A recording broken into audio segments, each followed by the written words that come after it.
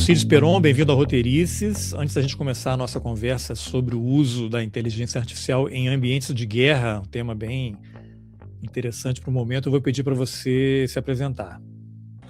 Bom, tudo certo, Carlos. Eu fico muito feliz pelo convite.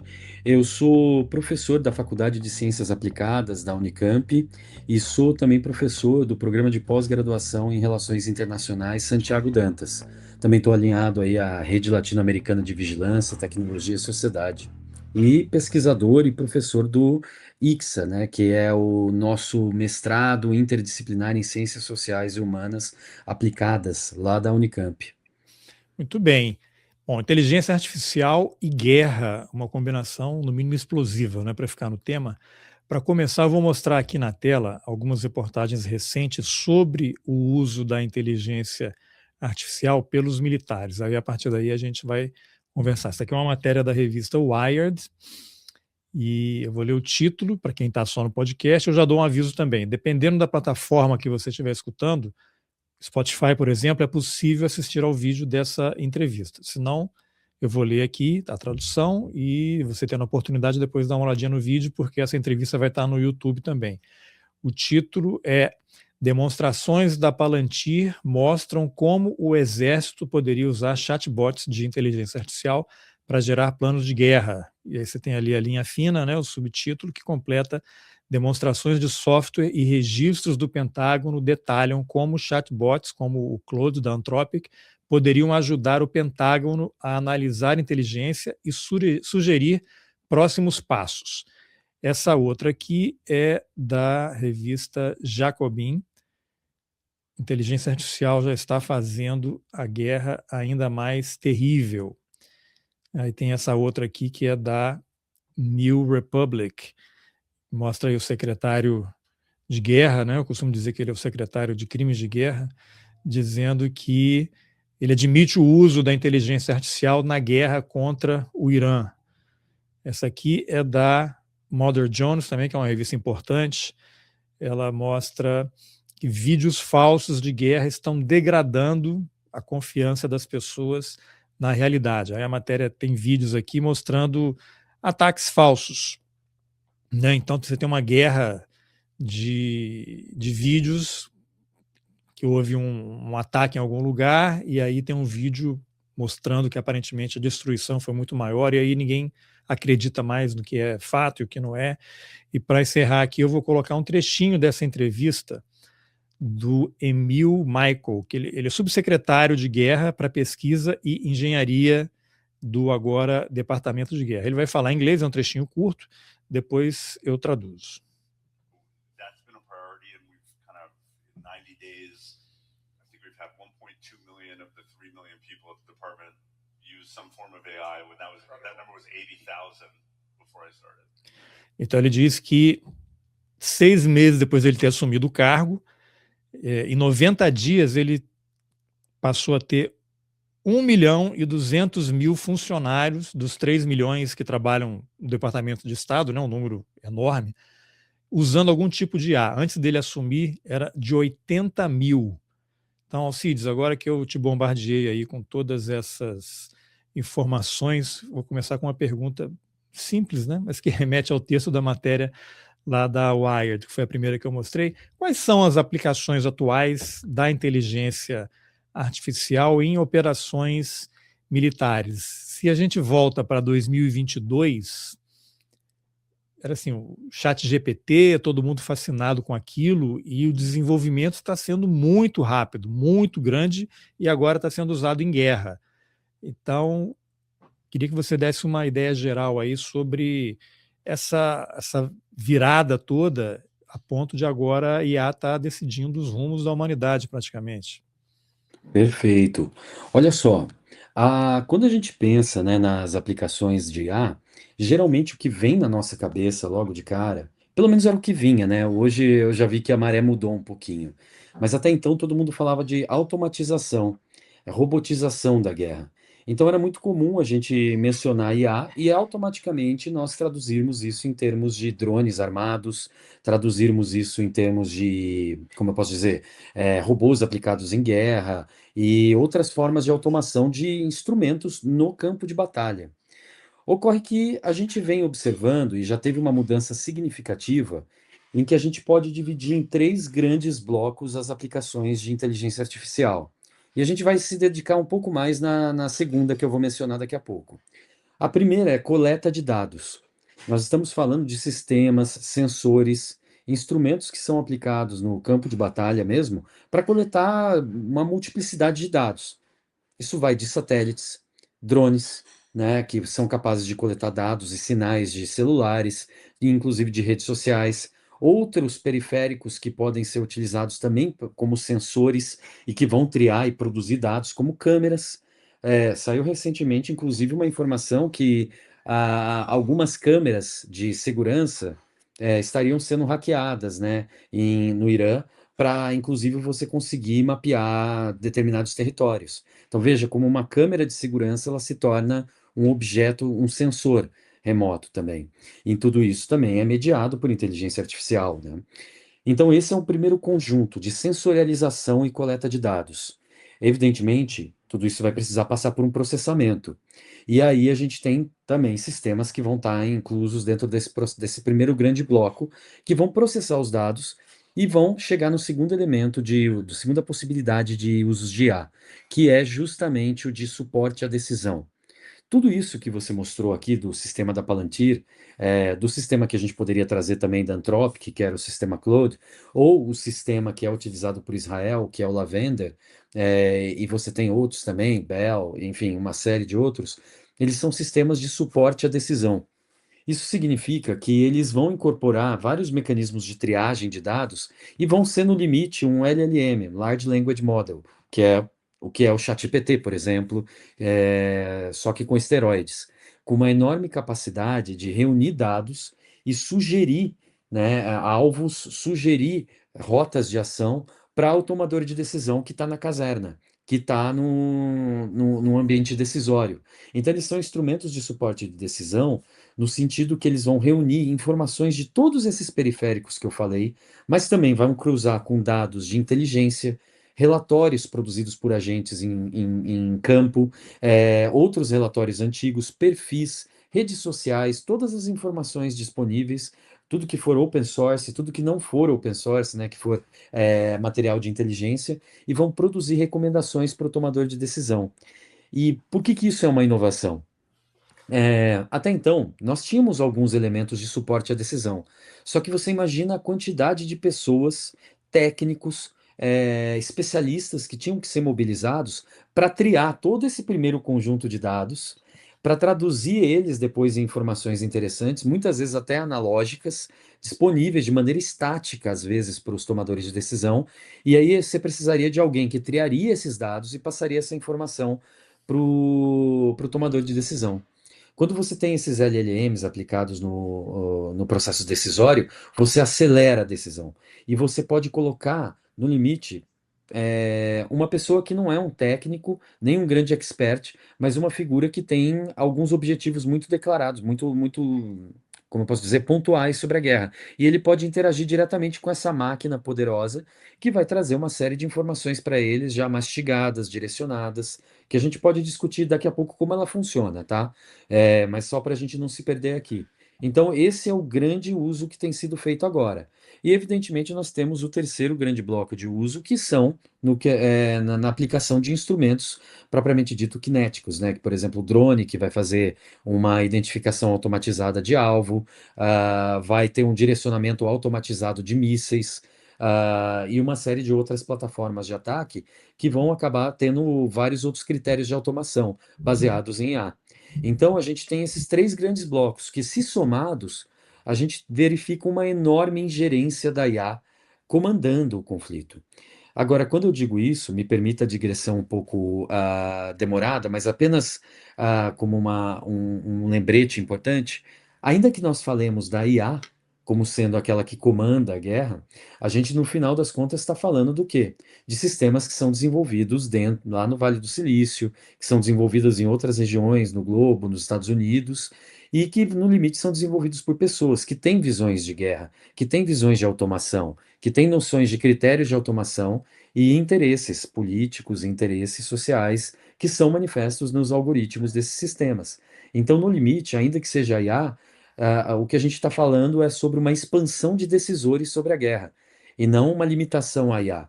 Nós estamos trazendo instrumentos que agora permitem uma maior porosidade do Pentágono, do Departamento de Defesa norte-americano, uma maior porosidade a empresas e a outros agentes na tomada de decisão sobre o conflito. Então, esse eu acho que é um objeto interessante também para a gente refletir. Tem um videozinho aqui que eu vou colocar, ele é da Al Jazeera, e ele mostra, já vou alertar aqui, a imagem são algumas pessoas que estão caminhando lá em Gaza, e o exército israelense está monitorando e vai ter um drone. A imagem vai estar borrada, não vai aparecer ninguém exatamente sendo atacado, não, mas pode ser algum gatilho para alguém. Então, fico alerta se você tiver algum problema, avança um pouquinho, mas o vídeo é esse aqui. Então, são 4 pessoas em Khan Yunis, que é uma cidade ali mais perto da fronteira com o Egito. A área já estava toda destruída ali por bombardeios israelenses. E aí, aparentemente, aqui são pessoas desarmadas, pessoas comuns. A imagem agora está um pouco borrada, aí tem o ataque. Então, mas assim, tem uma série de vídeos, que também não vou ficar mostrando aqui, que você tem drones que entram na casa dos palestinos, por exemplo. Então, você tem lá um soldado que está em alguma base de controle, e tem vários vídeos que são distribuídos aí pelas vítimas das redes sociais. O drone entra na casa, a pessoa está assistindo televisão e o drone começa a percorrer os cômodos, as pessoas aterrorizadas. Tem imagens de jornalistas perseguidos por drones que lançam bombas. Então, isso lança também uma série de questões que a gente avança para a questão da ética, né, e da legalidade. E você mencionou aí o papel dos algoritmos e essa coleta de dados. E aí eu uso essa informação sua para puxar para a conversa essas grandes empresas que são Palantir, Anthropic, a dona lá do ChatGPT, a OpenAI, né, que começou como uma empresa, até o Elon Musk era sócio, né? Ela era sem fins lucrativos, já mudou totalmente, já está tomando o lugar da Anthropic no departamento de defesa e está se prestando a todo tipo de informação. Daqui a pouco eu vou mostrar alguns vídeos também para a gente comentar. Então, tudo que você faz hoje num celular ou no computador, essas empresas estão capturando, estão coletando os dados estão sendo cruzados em Israel, no caso na Palestina ali, há vários casos de pessoas presas porque publicaram no Facebook ou no Twitter ou em alguma rede, alguma coisa que Israel considerou que não era bom, e eles foram presos. Tem vários vídeos mostrando a polícia chegando e levando as pessoas para as prisões israelenses, que hoje são, na verdade, masmorras, né? São centros de tortura. Então,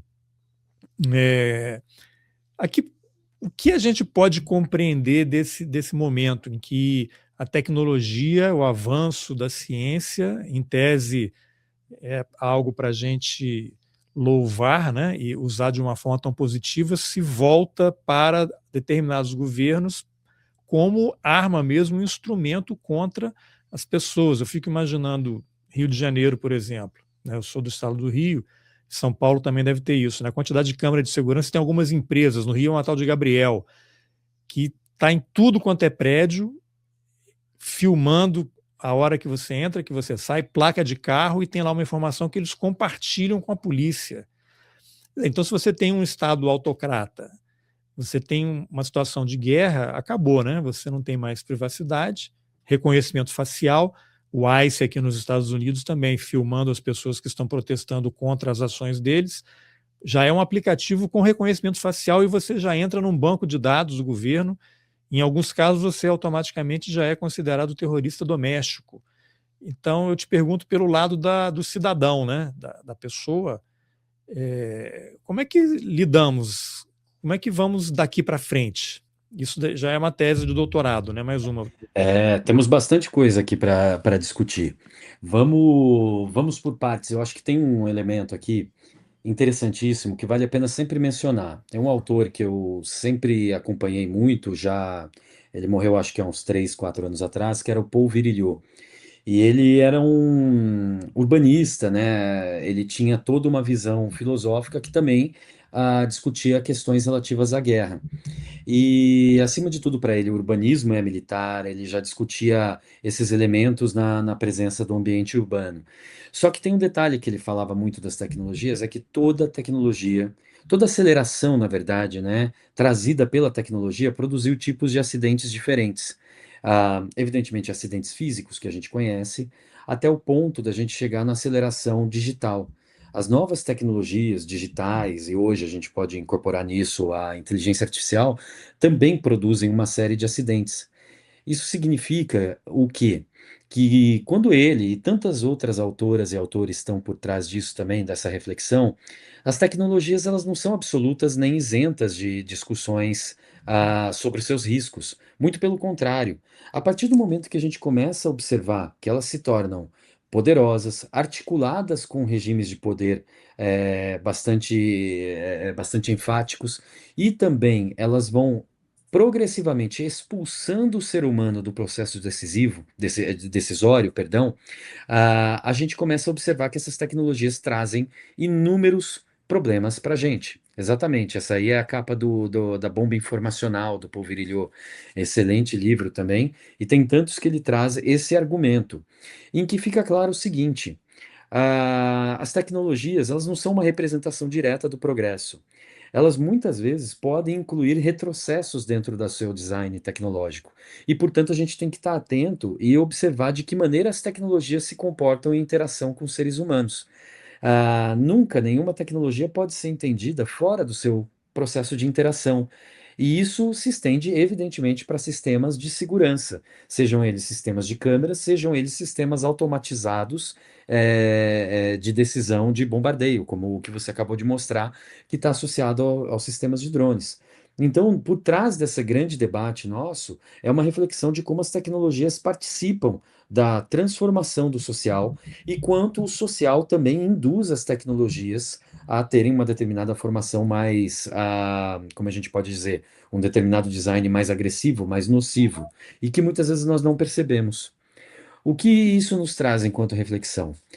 No caso de Israel, observemos ali, provavelmente essa imagem foi coletada dentro dos inúmeros sistemas que compõem o chamado Wolfpack System de Israel, né, que são inclusive sistemas de câmeras que foram alocados em várias regiões e incluem sistemas de drones. O drone poderia, né, nesse caso, estar associado ao sistema Lavender, que identifica alvos preemptivamente. Então, há uma diferença em relação aos sistemas da Anthropic, por exemplo, aqui, e mesmo da Palantir.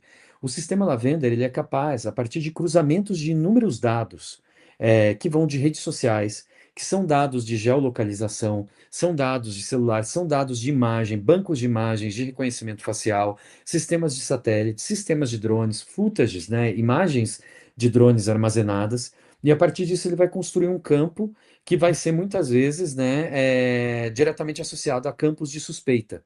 Então, regiões que podem ser consideradas suspeitas, padrões de circulação, de movimento, enfim, de quantidade de pessoas que podem ser considerados padrões nocivos, padrões suspeitos. Então, por exemplo, eu não tenho essa informação. Eu acho que é difícil que alguém tenha de como funciona o algoritmo nesse caso. Mas 4 homens andando juntos numa determinada região, de uma determinada região na Palestina, que é considerada suspeita, e o número deles e a idade deles pode ter sido identificada, tudo isso entra num conjunto de suspeita. Muitas vezes isso associado ao sistema Lavender é uma identificação automática de suspeita que pode levar a uma decisão semi-automatizada ou automatizada, é ali que a gente está bastante em dúvida, porque não se sabe até que ponto o ser humano está validando essa decisão da máquina ou não. Mas supondo aqui o pior, a máquina toma uma decisão automatizada que é só referendada, talvez, por algum burocrata ali, ou soldado burocrata, que toma a decisão e aperta o botão simplesmente, ou o soldado confere e a máquina faz o ataque. Então veja quanto se perde de autonomia nesse processo, quanto se perde de arbítrio, de capacidade de julgamento. E, como já tem sido dito, muitos desses instrumentos fazem essa validação, inclusive com pareceres jurídicos, tá? Ou seja, até que ponto uma ação como essa pode ou não pode ser considerada um crime de guerra. Então, muitas delas trazem pareceres jurídicos, fazem cálculos que vão demonstrar, olha, a suspeita ela é razoável o suficiente para performar um ataque e pode, portanto, ser justificada por tais critérios num eventual enquadramento jurídico dessa questão. Então, veja o nível que a gente está discutindo de dispossessão de autonomia nesses processos e em favor de uma aceleração. Pois, repito, o que está por trás disso tudo é a aceleração da cadeia produtiva da guerra. Coleta de dados, tomada de decisão de ataque, ataque. Tudo isso que demoraria meses para serem performados, semanas para serem performados num ambiente onde a IA teria um uso moderado, foi acelerado para provavelmente dias, para provavelmente um dia, inclusive. Então, as decisões elas não passam por crivos, né, sociais ou pelo menos deliberativos mais extensos.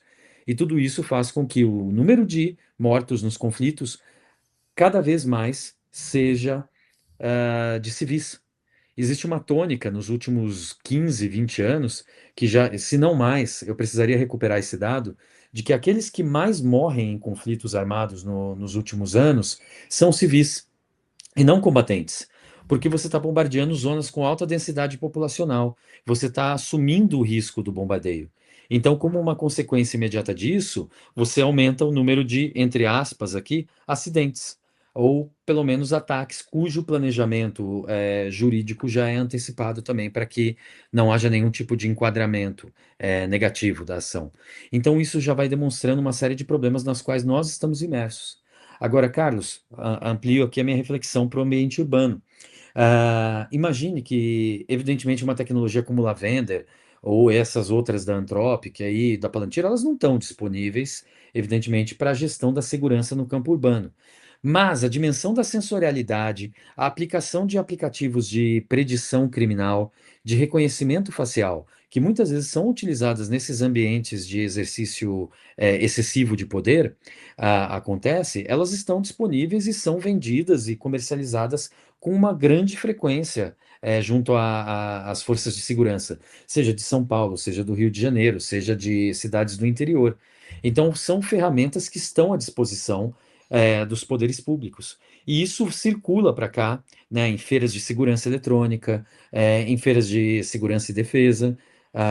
Isso circula através do apoio de consultorias especializadas em segurança. E isso veio para cá, em grande medida, com grande apoio também dos mega-eventos, que começaram a criar condições pelas quais seria possível adotar essas ferramentas com pouca, como eu posso dizer, com pouca resistência social. Então, muitas dessas ferramentas se tornaram disponíveis para cá.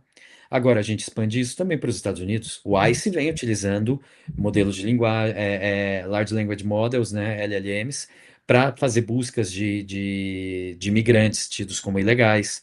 Eles têm utilizado sistemas de reconhecimento facial, outros sistemas de traceamento de celulares. Inclusive, houve casos, né, de se reportar a invasão de celular desses indivíduos. Então, a gente vê que todo esse ferramental de exceção tecnológica está, em grande medida, disponível às forças de segurança para, enfim, o controle efusivo e para a prática de, como a gente pode dizer, né, às vezes até de uma necropolítica aqui interna.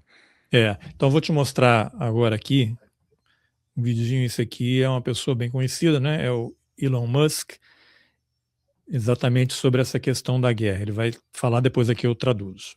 The biggest effect, I think, by far, is AI and drones. The current war in Ukraine is very much a drone war already. Now, if there's a major power war, it's very much going to be a drone war. It's going to be drones and AI. And I do worry about the existential risk of AI, which is that if you employ AI and drones, do you go down this path where eventually you get to Terminator? Try to avoid that. That'd be good. That would be good. Yeah. Minimize the Terminator risk. When you're making military drones, you are making Terminators. I think you'll somewhat be forced into at least giving the drone localized AI. because if the AI is far away, it can't control as well as localized AI. What do you mean by localized AI? Meaning it's autonomous scaling machine. Completely autonomous. Well, give it the okay, in a particular arena, and it goes with certain parameters. Yeah, hopefully. Bom, então o que ele fala é o seguinte: o maior impacto da transformação da guerra, digamos assim, de longe, é a inteligência artificial e os drones. A guerra atual na Ucrânia, essa entrevista dele foi, se não me engano, agosto do ano passado, uma conversa, na verdade, né? Então, a guerra atual na Ucrânia já é, em grande medida, uma guerra de drones. Se houver uma guerra entre grandes potências, ela será enfaticamente uma guerra de drones. Será uma guerra de drones e inteligência artificial. Preocupo-me, sim, com o risco existencial da inteligência artificial, a saber, se empregarmos IA e drones, será que trilharemos um caminho que, no fim das contas, nos levará ao exterminador do futuro? Devemos tentar evitar isso e minimizar o risco do exterminador. Mas quando se fabricam drones militares, está-se, na verdade, fabricando exterminadores. Creio que, de certa forma, seremos forçados a dotar o drone de uma inteligência artificial localizada. Afinal, se a IA estiver distante, ela não conseguirá exercer o controle com a mesma eficácia de uma IA localizada, o que significa que o robô se torna uma máquina de matar autônoma. Você lhe dá o sinal verde em um determinado teatro de operações e ele simplesmente entra em ação, né? Então, dito isto, eu vou colocar um outro videozinho aqui, mas até eu achar, vou deixar você, Alcides, comentar um pouquinho, que é exatamente o que você falou, né? Então, assim, esse pessoal já está lá na frente, né? Tudo que começa a ser aplicado é resultado de pesquisa que eles já testaram, talvez há 1, 2, 3 anos, e sabe-se lá o que hoje está sendo feito e que a gente não sabe e que, de repente, amanhã está na rua, né? Um avanço enorme. Mas eu queria te ouvir sobre essa fala aí do Elon Musk. Olha, é importante trazer sempre, como um disclaimer aqui, né, nessa fala, há também um componente, como a gente pode dizer, né, de propaganda também nessas falas. Claro. Porque nós estamos lidando com elementos comerciais aqui, agentes, né, dessas big techs, que gostam de alardear muito o produto que tem, né, mas também refletem muito pouco sobre o conjunto de riscos e, quando não riscos, erros diretamente que esses instrumentos têm por design.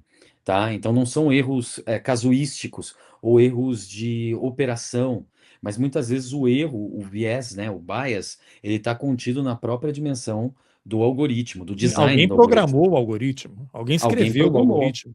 Exato, em certas condições, talvez de ausência de multiplicidade social, dentro de uma condição, por exemplo, estimulada, num board de diretores ou de gestores ali, que incentiva um determinado peso para determinadas categorias de identificação em relação ao outro, enfim, sempre primando por uma suposta eficiência tecnológica, que constrói um mito da tecnologia como sendo o ápice da razão humana. Existe sempre um conjunto de decisões políticas que são soterradas de maneira estratégica, né?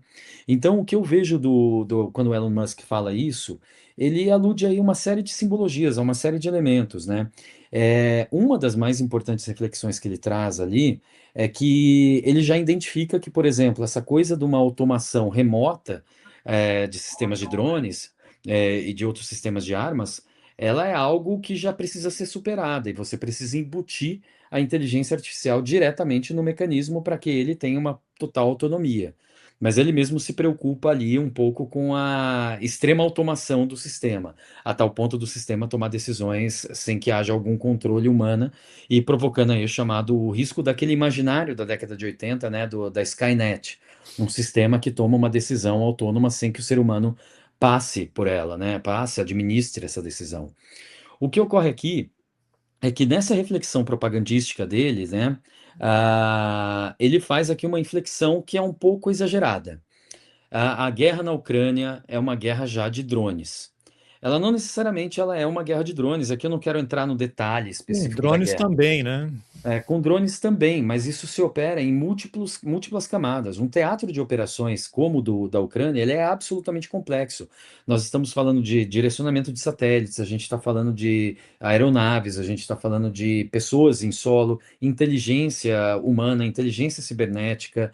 Nós estamos falando de uma miríade de olhares e de instrumentos no campo de batalha. Mas sabe o que é curioso?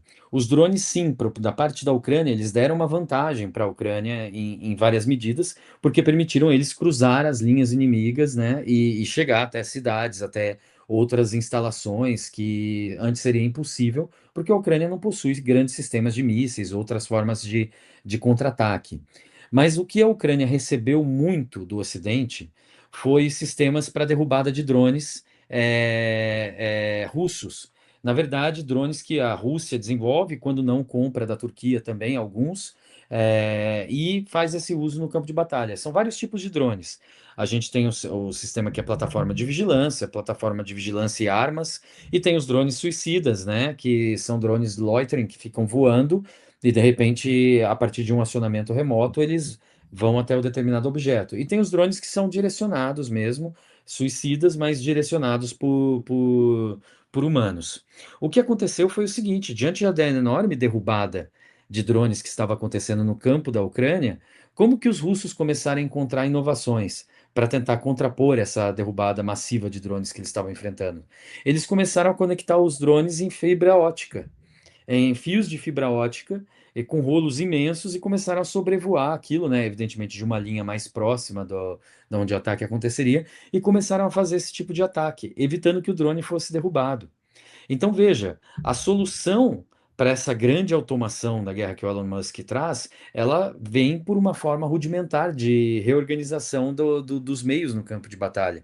E ela é extremamente rudimentar. O que mostra que, ainda que a tecnologia traga, né, superioridade armamentista e técnica, ela traga uma enorme vantagem para o campo de batalha, são os arranjos e o entendimento dos movimentos do adversário, e isso muitas vezes feitos por humanos, né, na sua grande maioria das vezes feito por humanos, que vão ler a situação, interpretar e propor soluções, traz vantagens muitas vezes similares, a tal ponto que a outro lado consiga permanecer na guerra e consiga levar adiante o emprego de ataques. Então, nem sempre, né, ainda que o Elon Musk preconize, e boa parte desses novos senhores da guerra, né, que são os agentes das Big Techs, que são essas figuras das Big Techs, preconizem uma ideia de superioridade técnica como mandante no campo de batalha, a gente verifica que não é bem assim. Existem inúmeras outras questões relativas à ação humana, à capacidade de leitura estratégica humana, que são determinantes, mesmo em condições de assimetria. Olha o que está acontecendo no Irã. Toda uma perspectiva de que os ataques comandados pelos LLMs, né, e organizados por grandes sistemas de armas prostrariam o Irã em algumas semanas, ou se não em alguns ataques. E a gente vê que não foi bem assim, né? Os rearranjos iranianos foram rápidos para contrapor, e a estratégia de você globalizar o conflito, expandindo os ataques para os países produtores de petróleo do Golfo, fizeram com que houvesse um choque político, porque a guerra é política. Então, houve um recalcular de rota no governo Trump. Está todo mundo esperando aí um discurso dele, se ele vai deslocar tropas em terra. Veja, toda a superioridade técnica para deslocar tropas em terra na ilha produtora de petróleo no final do dia. Então, a gente vê que esses arranjos, eles são importantes tecnológicos, mas a capacidade de organização estratégica, de ocupação do território, de leitura das posturas dos inimigos, ela ainda é mandante e permite, mesmo em condições de assimetria, trazer grande vantagem. E agora, como eu tenho feito, pelo menos nos últimos momentos aqui, eu vou estender um pouco a reflexão para um outro aspecto importante, que me incita uma reflexão, a fala do Elon Musk. Ah, até que ponto, quem é que puxa a demanda pela guerra? Ou, acima de tudo, quem é que é o agente protagonista, né, nesse conflito, nesses conflitos que a gente vem vivenciando? Porque o Pentágono em si, e você tem uma experiência que eu tenho nos últimos anos de estudos sobre conflitos internacionais e tecnologia, é que nem sempre é o agente político que é demandante das tecnologias. Geralmente essas tecnologias são ofertadas, são, como a gente fala, consignadas às Forças Armadas e às Forças de Segurança.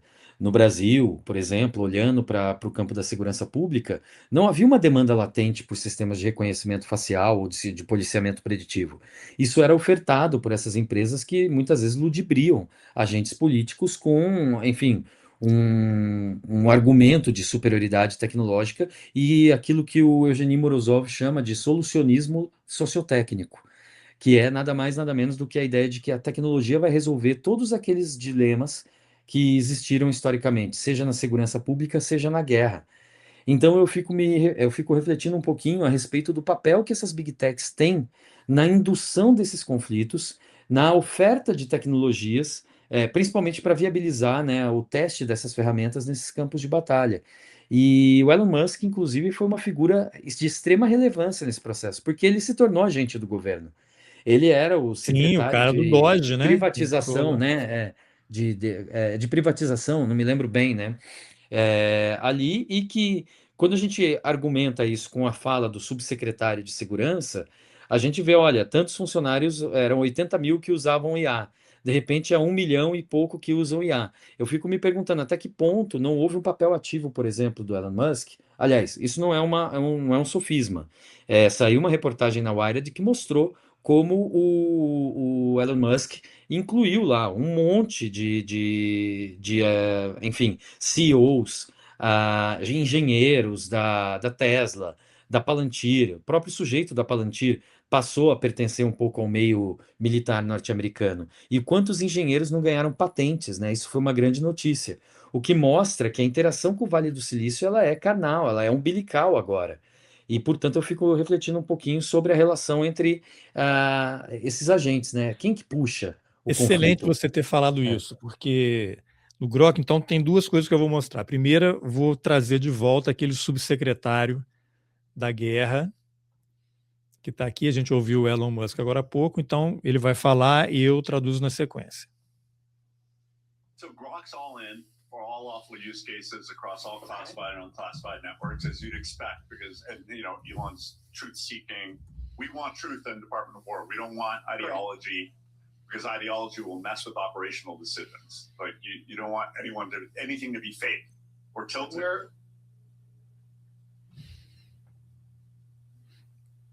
Ok, ele falou o seguinte, o Grok está totalmente comprometido com todos os casos de uso lícitos em todas as redes, classificadas e não classificadas, como seria de se esperar, pois o Elon busca a verdade. Quer dizer, como é que isso pode dar certo? Então, você falou, não sei até que ponto o Elon Musk foi, então assim, o Grok, que é essa ferramenta que para a gente, cidadão comum, e que utiliza o Twitter ou o X, é aquele íconezinho que você vai lá, esse vídeo é verdade, e faz uma pergunta ali, mas e a gente sabe como essas ferramentas erram, e erram feio, e são preconceituosas, e são racistas, e dão informação, e mentem, né? Já está comprovado que eles mentem entre si, né? Já até colocaram IAs diferentes para conversar, e elas mentem, se organizam, fazem o diabo ali.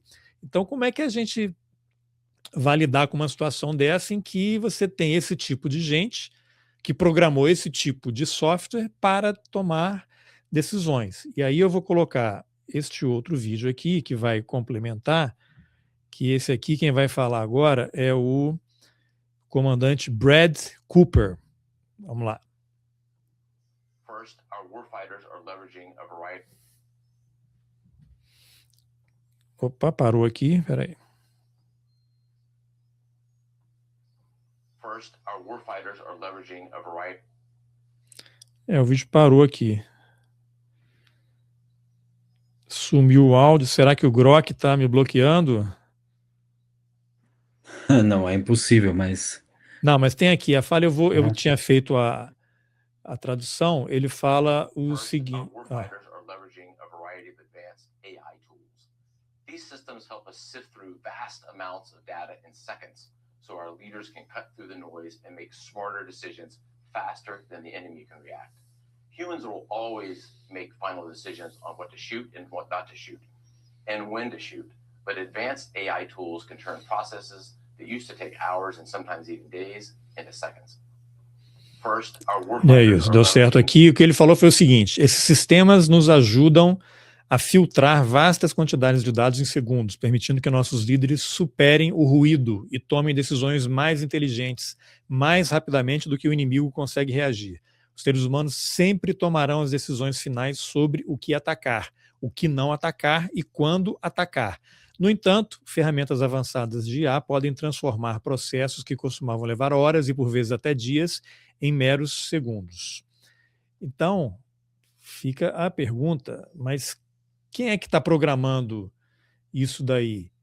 E aí, para deixar você ainda mais irritado, Alcides, eu vou colocar aqui, esse rapaz aqui é o Alex Karp, ele é o CEO da Palantir e ele é sócio, né, fundador da Palantir com o Peter Thiel, que hoje se apresenta como grande ideólogo aí de uma extrema-direita católica, faz palestras sobre o anticristo, diz que liberdade e democracia não combinam. Então, a gente está vendo que quem está comandando essas empresas são pessoas com esse tipo de raciocínio. Então, é o Elon Musk que vai decidir o que é certo, o que é errado, o que é verdade e o que é mentira e vai programar essas máquinas para, sei lá, fazer o quê. Então, vou colocar esse vídeo aqui do Alex Karp, que é autor desse livro aqui, olha, que eu ainda não li, mas já puxei para o alto da fila, que é A República Tecnológica, Tecnologia Política e o Futuro do Ocidente. Futuro, não sei para quem. Então, vou colocar esse vídeo dele aqui. Americans are the most loving, God-fearing, fair, least discriminatory people on the planet. And they want to know that if you're waking up and thinking about harming American citizens, or if American citizens are taken hostage and kept in dungeons, or if you're a foreign power sending fentanyl to poison our people, something really bad is going to happen to you and your friends and your cousins and your bank account and your mistress and whoever. Não entrou o vídeo, né? And you know, when Americans Na imagem aqui não, só o som. Espera aí, foi erro meu aqui. Desculpa a nossa falha, vou colocar do início. Americans are the most loving, God-fearing, fair, least discriminatory people on the planet. And they want to know that if you're waking up and thinking about harming American citizens, or if American citizens are taken hostage and kept in dungeons, or if you're a foreign power sending fentanyl to poison our people, something really bad is going to happen to you and your friends and your cousins and your bank account and your mistress and whoever was involved. And, you know, when Americans are spending $1 trillion on defense, what I know, what I want and what I think my peers want is, why are these people keeping our citizens hostage, torturing our people, attacking our allies, maligning us in what was once called the United Nations, basically a discriminatory institution against anything good? We need to stand up, and those people need to be scared. And that's why this conference is so important, because we have the best products in the world, and we cannot have parity. Our adversaries do not have our moral compunction. If it's even, they will take advantage of our niceness, kindness, our desire to be at home in Nebraska or New Hampshire or wherever we live in our peaceful environments. And they need to wake up scared and go to bed scared. And if you give that to the American people will go back and say, and honestly, probably shouldn't say this is why I thought the Democrats were going to lose the election, why they did, because people want to live in peace. They want to go home. They do not want to hear your woke pagan ideology. They want to know they're safe. And safe means that the other person is scared. That's how you make someone safe.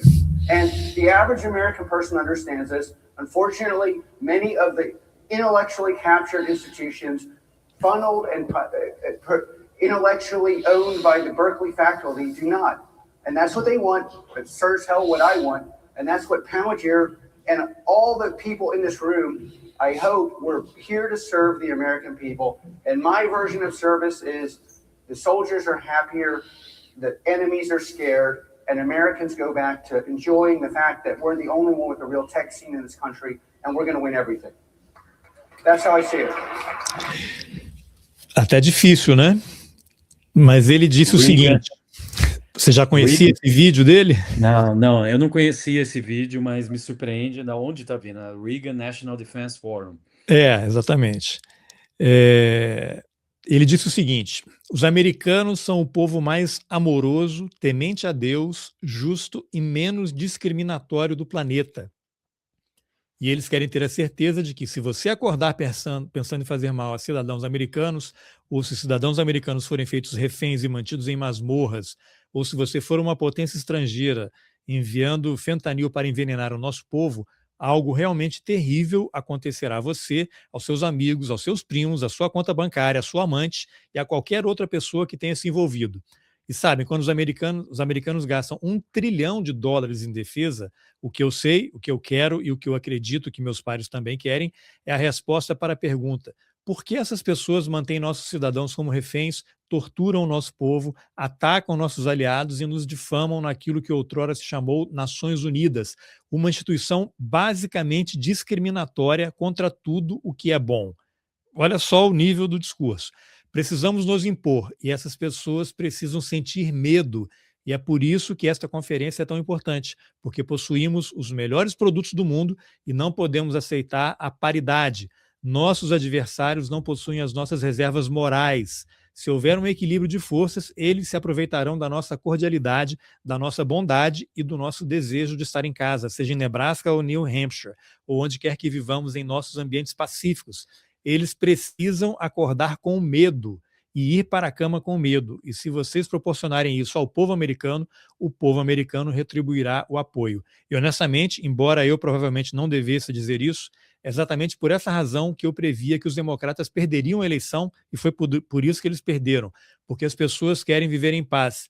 Elas querem voltar para casa, não querem ter de ouvir a sua ideologia pagã e woke. Elas querem saber que estão seguras. E estar seguro significa que o outro lado está com medo. É assim que se garante a segurança de alguém. E o cidadão americano comum compreende isso. Infelizmente, muitas das instituições intelectualmente capturadas, cooptadas e intelectualmente dominadas pelo corpo docente de Berkeley não compreendem. E é exatamente isso que eles querem. Senhores, caramba, o que eu quero, e é para isso que o Paul Auger, acho que a tradução aqui não ficou bem, e todas as pessoas nessa sala, espero, estão aqui é servir ao povo americano. E a minha versão do serviço é essa: os soldados ficam mais felizes, os inimigos ficam assustados e os americanos voltam a desfrutar do fato de que somos os únicos neste país a ter um verdadeiro cenário tecnológico e vamos vencer em tudo. É assim que eu vejo. Bom, vai lá e joga o seu futebol agora, Alcides. Quem é que precisa de IA discriminando quando você tem um sujeito desse, né? Já produzindo a discriminação Não, de desde vai precisar ONU, né? Atacou ONU, nós somos os tudo. melhores, os outros Uhum. não é respeito, é medo. Eles têm que ter É medo da isso. gente. Mas isso é coerente com o argumento trumpista, né, de paz pela força, né, aquele argumento que o Trump tem tentado levar adiante. E isso é muito coerente. Veja só, quando eu falo coerência aqui, eu não estou adjetivando a fala dele, mas é coerente com todo o processo enfim, da tentativa norte-americana de restaurar um século XIX ou restaurar algum brio do seu início da hegemonia. Veja The que essa Great fala dele. Reset. Exato. É um great reset, né? E uma tentativa, mas é isso que é o curioso da direita radical sempre, é uma volta para um passado que talvez nunca tenha acontecido de fato, ou nunca tenha sido de fato vivenciado por estes que são os sujeitos que estão discursando a respeito. Por que que a gente fala isso? Toda essa movimentação que ele acabou de fazer, toda essa fala dele, ela alude a vários elementos norte-americanos, né? Isso tem elementos do Destino Manifesto. Isso tem elementos relacionados à unicidade dos Estados Unidos no mundo, né?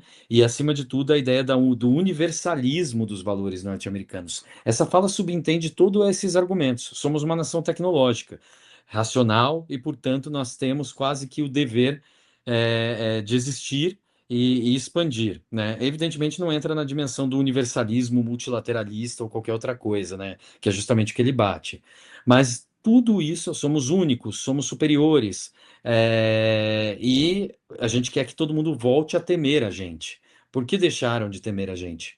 E aí ele fala uma coisa que me chama bastante atenção, que não é só montar esse caldo, né, saudosista de uma hegemonia em decadência dos Estados Unidos, né?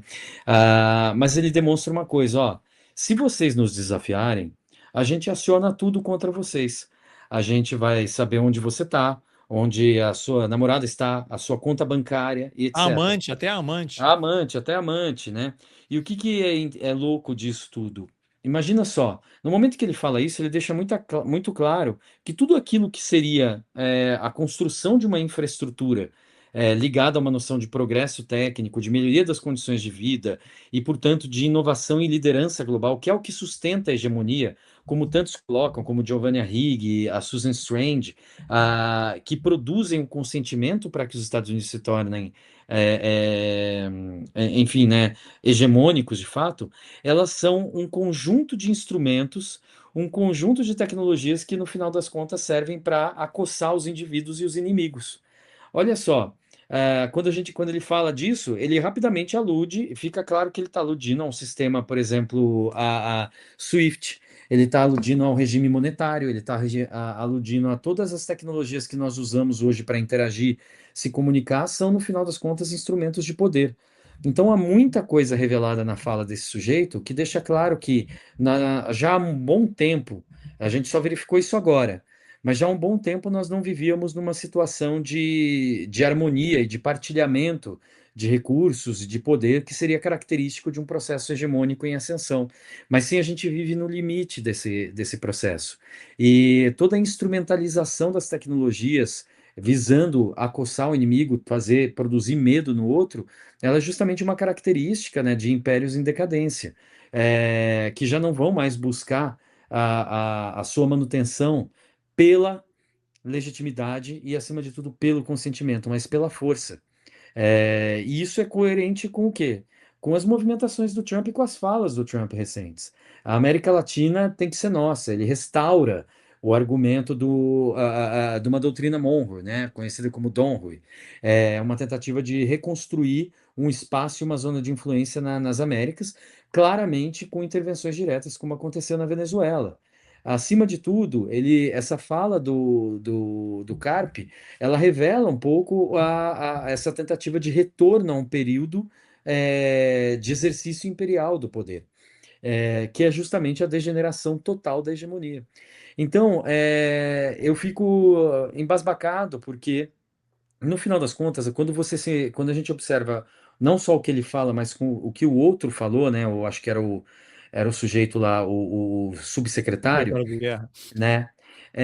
A gente nota que é o seguinte: isso tudo está extremamente articulado com uma tentativa, com uma visão da direita radicalizada, né? Como Casmudi e tantas outras autoras e autores trouxeram, que é a ideia da superioridade de um grupo em relação ao outro, a identificação do outro enquanto um inimigo, a identificação da sua situação em um estado de permanente risco por forças invisíveis e, dentre as forças invisíveis identificadas, é a ideologia nos ambientes.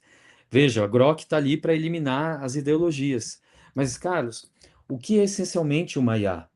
Ela, a rigor, ela é uma tecnologia, né, que permite associações de ideias, e a maneira como você constitui as redes neurais e os conjuntos de mecanismos que comunicam essas redes neurais, ela está muito mais identificada com os padrões de pensamento, comportamento e associação dos seus criadores, do que de alguma coisa supostamente neutra. Essa busca por uma neutralidade absoluta das coisas, e acreditando que a inteligência artificial é reprodutora disso, é uma enorme falácia. Há dois autores que eu tenho para recomendar ao público aqui. Um deles é o Matteo Pasquinelli, no seu livro The Eye of the Master, mas ele tem um texto que se chama O Manifesto Nooscópico, traduzido por membros da minha rede, né, da Lavitz, Qual é o nome que dele de é novo? Matteo Pasquinelli. Deve ter dois L's em algum lugar aí, eu não me lembro muito bem. E a segunda autora é a Kate Crawford. A Kate, eu acho que é com K e o Crawford é com C. Atlas of AI.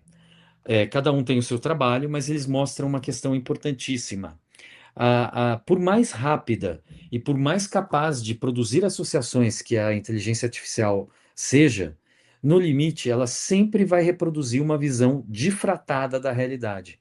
Isso é, ela tende a elevar particularismos de visões de mundo em vários níveis, seja no nível da coleta de dados, ela pode reproduzir uma difratação, um erro. Eu posso estar coletando dados extremamente particulares. Pensa no caso de reconhecimento facial.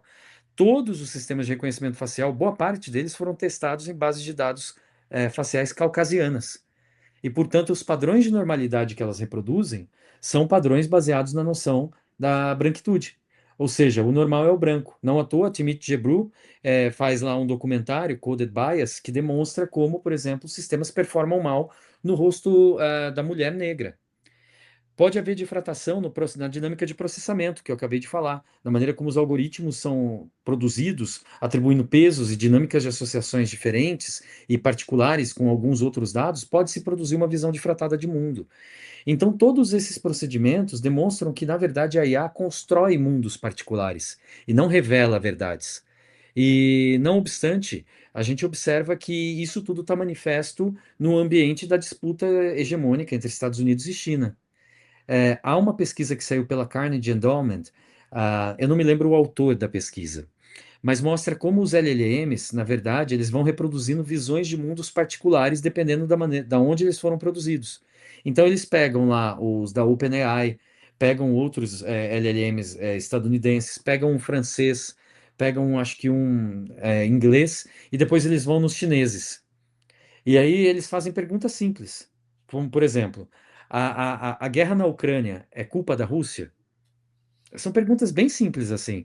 E aí os ocidentais tendem a dizer que sim, é total culpa da Rússia, tal, enquanto quando você pega os chineses, eles problematizam, não é bem assim. Houve um processo de expansão da OTAN que provocou os limites da Rússia e etc. Então a gente começa a notar que essas visões de mundos vão se tornando, na verdade, verdadeiras, como eu posso dizer, doutrinas, visões difratadas que são vistas como uníssonas de mundo. E isso vai reproduzindo mais fanatismo. Não à toa, ou saiu uma reportagem recente em que capelões, né, do exército norte-americano estavam vendendo a ideia da guerra do Irã como uma guerra santa. Né? Estavam mobilizando conceitos sacros para levar o sujeito ao combate ou para elevar a moral nesse sentido. Bom, o Então isso secretário de guerra está usando aí, né? Ele já tem todas as tatuagem de metáforas. cruzado e tem histórias aí que o Trump disse que foi, atribuem, né, ao Trump que ele foi ungido por Jesus para poder Sim. avançar nessa guerra. E essas metáforas vão compondo também parte dessa difratação de mundo, né? Então a gente observa que aí é uma enorme produção de um fechamento retórico, né? Um encerramento retórico, uma mobilização centrada num conjunto ideológico extremamente perverso. Então se busca supostamente fugir da ideologia, mas você constitui mundos extremamente particulares e úteis para, enfim, uma mobilização de guerra, de conflito. Então Vou isso te é espantoso. mostrar. Sim, um outro vídeo aqui que tem a ver com o que você havia mencionado. Esse cara aqui é o Larry Ellison. Ele é o fundador da Oracle, né? Ele é judeu, e aí não tem nada contra judeus, vou deixar tudo muito claro aqui, né? Antes que acusem de antissemitismo, não tem nada, não sou nada antissemita, mas eu tenho questões com o sionismo. Ele é sionista e ele está comprando, virou um grande empresário aí de mídia, comprou estúdios de cinema, canais de TV, está comprando a CNN, então comprou a CBS, eu acho. Então está tendo um grande movimento para um controle da narrativa, e você tem o próprio diretor do, acho que é FDC, que é o regulador de emissoras de televisão, que ameaçando tirar a licença dos canais de televisão que fizerem coberturas desfavoráveis à guerra que os Estados Unidos estão tocando com Israel lá no Irã. Então você vê que há um movimento para a autocracia, de censura, e se você não fala bem de mim, a gente vai para cima de você. Houve vários episódios, a situação está bem complicada, mas eu vou mostrar aqui e depois a gente comenta aqui. Eu vou botar nessa outra aqui para pegar desde o início com o áudio. Will be on their best behavior because we're constantly recording, watching and recording everything that's going on. Citizens will be on their best behavior because we're constantly recording and reporting everything that's going on. The first thing a country needs to do is to unify all of their data so it can be consumed and used by the AI model. You have to take all of your healthcare data, your diagnostic data, your electronic health records, your genomic data. And, you know, in the Middle East, in the UAE, for example, they're incredibly rich in data.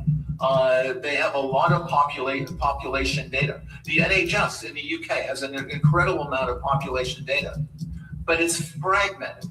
It's not easily accessible by these AI models.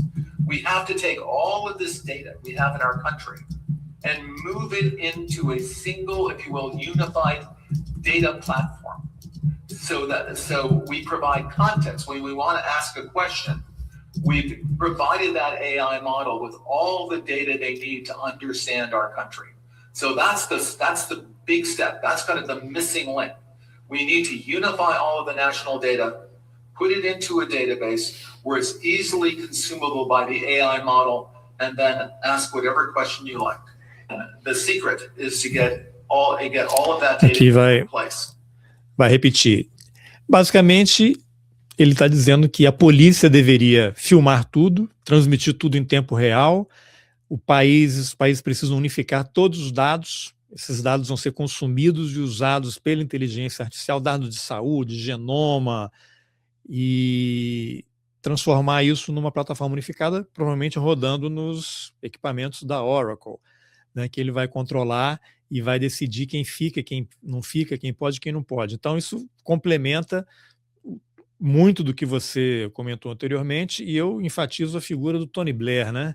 Tony Blair ali na plateia, que aceita ser parte do tal Conselho da Paz, lá esqueci o nome, de Gaza, e, enfim, uma figura lamentável. Então, é esse pessoal que vai regular o desenvolvimento de armas autônomas letais, é esse pessoal que vai controlar, vai ficar na mão de quem as informações? Para fazer o quê? Controlar de que forma? É aquilo, né? Ainda aludindo ao Tony Blair, da onde a gente menos espera é o que nada vem mesmo, né? Exatamente. E é curiosíssimo, porque essa fala, ela alude a um grande problema, por exemplo, do campo de estudos da vigilância e das novas tecnologias, que é o mito da nuvem. É o mito de que é possível você consolidar todos os dados, não precisa ser do mundo inteiro, mas ao consolidar os dados em nuvem, você tem uma ideia de uma proteção e de um ambiente abstrato, digital, sem interação humana e sem possibilidade de roubo ou trancamento, etc. Isso é um mito da nuvem no seguinte sentido, porque quando a gente fala dessa ilusão toda, e eu acho que você matou a pau, Carlos, é a ideia de que, no limite, aonde estão os servidores? Aonde estão localizados os centros de processamento de dados?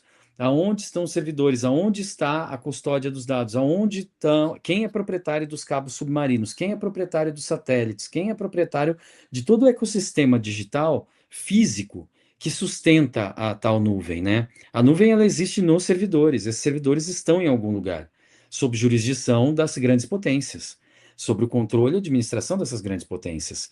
Então, essa ideia da superunificação, dessa ideia da disposição dos dados para todos, para produzir uma super IA, né, de vigilância, que tudo sabe, etc., primeiro, ela é um grande mito, no sentido de que, no limite, a gente está falando sobre deixe os seus dados armazenados conosco, vocês podem acessar se a gente autorizar, né? Então, isso é um grande dilema. Mas, em segundo lugar, também envolve uma noção de que, unificamos toda a IA do mundo, unificamos todos os dados do mundo, e isso tudo está disponível e tudo mais. A gente tem uma profunda assimetria econômica e tecnológica entre as potências no globo, entre os países do globo. Nós estamos falando de países como os Estados Unidos que se lançaram nesses projetos de criação da IA na década de 50. A gente tem na Europa países que hoje detêm boa parte, né, do tráfico de dados globais também, né? Tudo passa pelos Estados Unidos, tudo passa pela Europa, China e outros que detêm controle de cabos submarinos. Nós estamos falando de um avanço tecnológico que nós não teríamos como fazer um catch-up a tal ponto de desfrutar disso. E no limite nós estaríamos produzindo nada mais, nada menos do que um reforço do que algumas autoras e autores vêm chamando de colonialismo de dados. Ou seja, basicamente o que ele advoga é a liberação de dados sensíveis de tudo, de todos, como uma forma de compor ferramentas mais eficientes. Mas a gente sabe que existe uma enorme assimetria, e isso tudo é o que vem provocando discussões sobre soberania digital. Até que ponto nós somos capazes de evitar projetos enquanto tais e, em grande medida, conseguir produzir dados e informações estratégicas por nós mesmos, respeitando direitos fundamentais e garantindo que isso não seja usado para fins de subordinação, para fins de vigilância e monitoramento e para, evidentemente, produzir constrangimento militar e político dos adversários, né?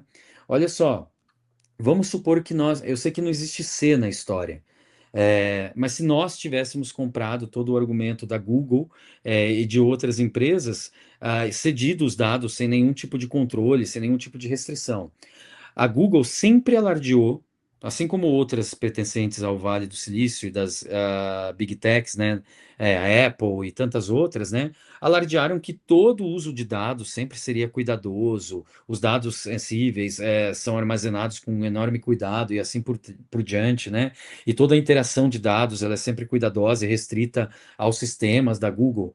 A Google foi lá e fez parceria com o Departamento de Estado norte-americano, denunciada em 2019, que era o Project Maven, que foi denunciado porque o Pentágono queria ter acesso à base de dados da Google e queria interações tecnológicas com aplicações da Google para, de uma certa maneira, instrumentalizar algumas aplicações, Pô, ter justamente para acesso à fazer base de dados do Google significa ter acesso ao mundo, porque todo ao mundo usa. mundo. E para fazer com que, no final das contas, né, o mundo criado pelo CARP se torne realidade. Então, veja que, no limite, nós estamos reféns das Big Techs, no sentido de que boa parte dos sistemas que nós utilizamos são estadunidenses. Aí vem um sujeito ligado a uma empresa de segurança e diz: ó, se a gente quiser, a gente pode weaponizar isso tudo, armamentizar isso tudo. Então, esse ideal da unificação de dados, você veja que existe sempre uma comunhão de argumentos ali entre esses CEOs, né? E que revelam essa visão feudalista de mundo, né? Essa ideia de querer se colocar acima dos estados, se colocar como agentes portadores de uma razão superior aos demais e com instrumentos e tecnologias capazes de sanar as mazelas do mundo. Basta que haja total transparência. Agora, o que a história recente vem demonstrando é que boa parte desses usos de dados acaba sendo direcionado para usos nocivos e contra nós mesmos. Então, isso é extremamente alarmante, porque revela que os mais poderosos do mundo hoje estão fazendo uma defesa aberta da transparência total. Sempre fizeram, né? Mas agora estão coletando esses argumentos de maneiras indiretas, né? Uma base de dados unificadas globais, etc.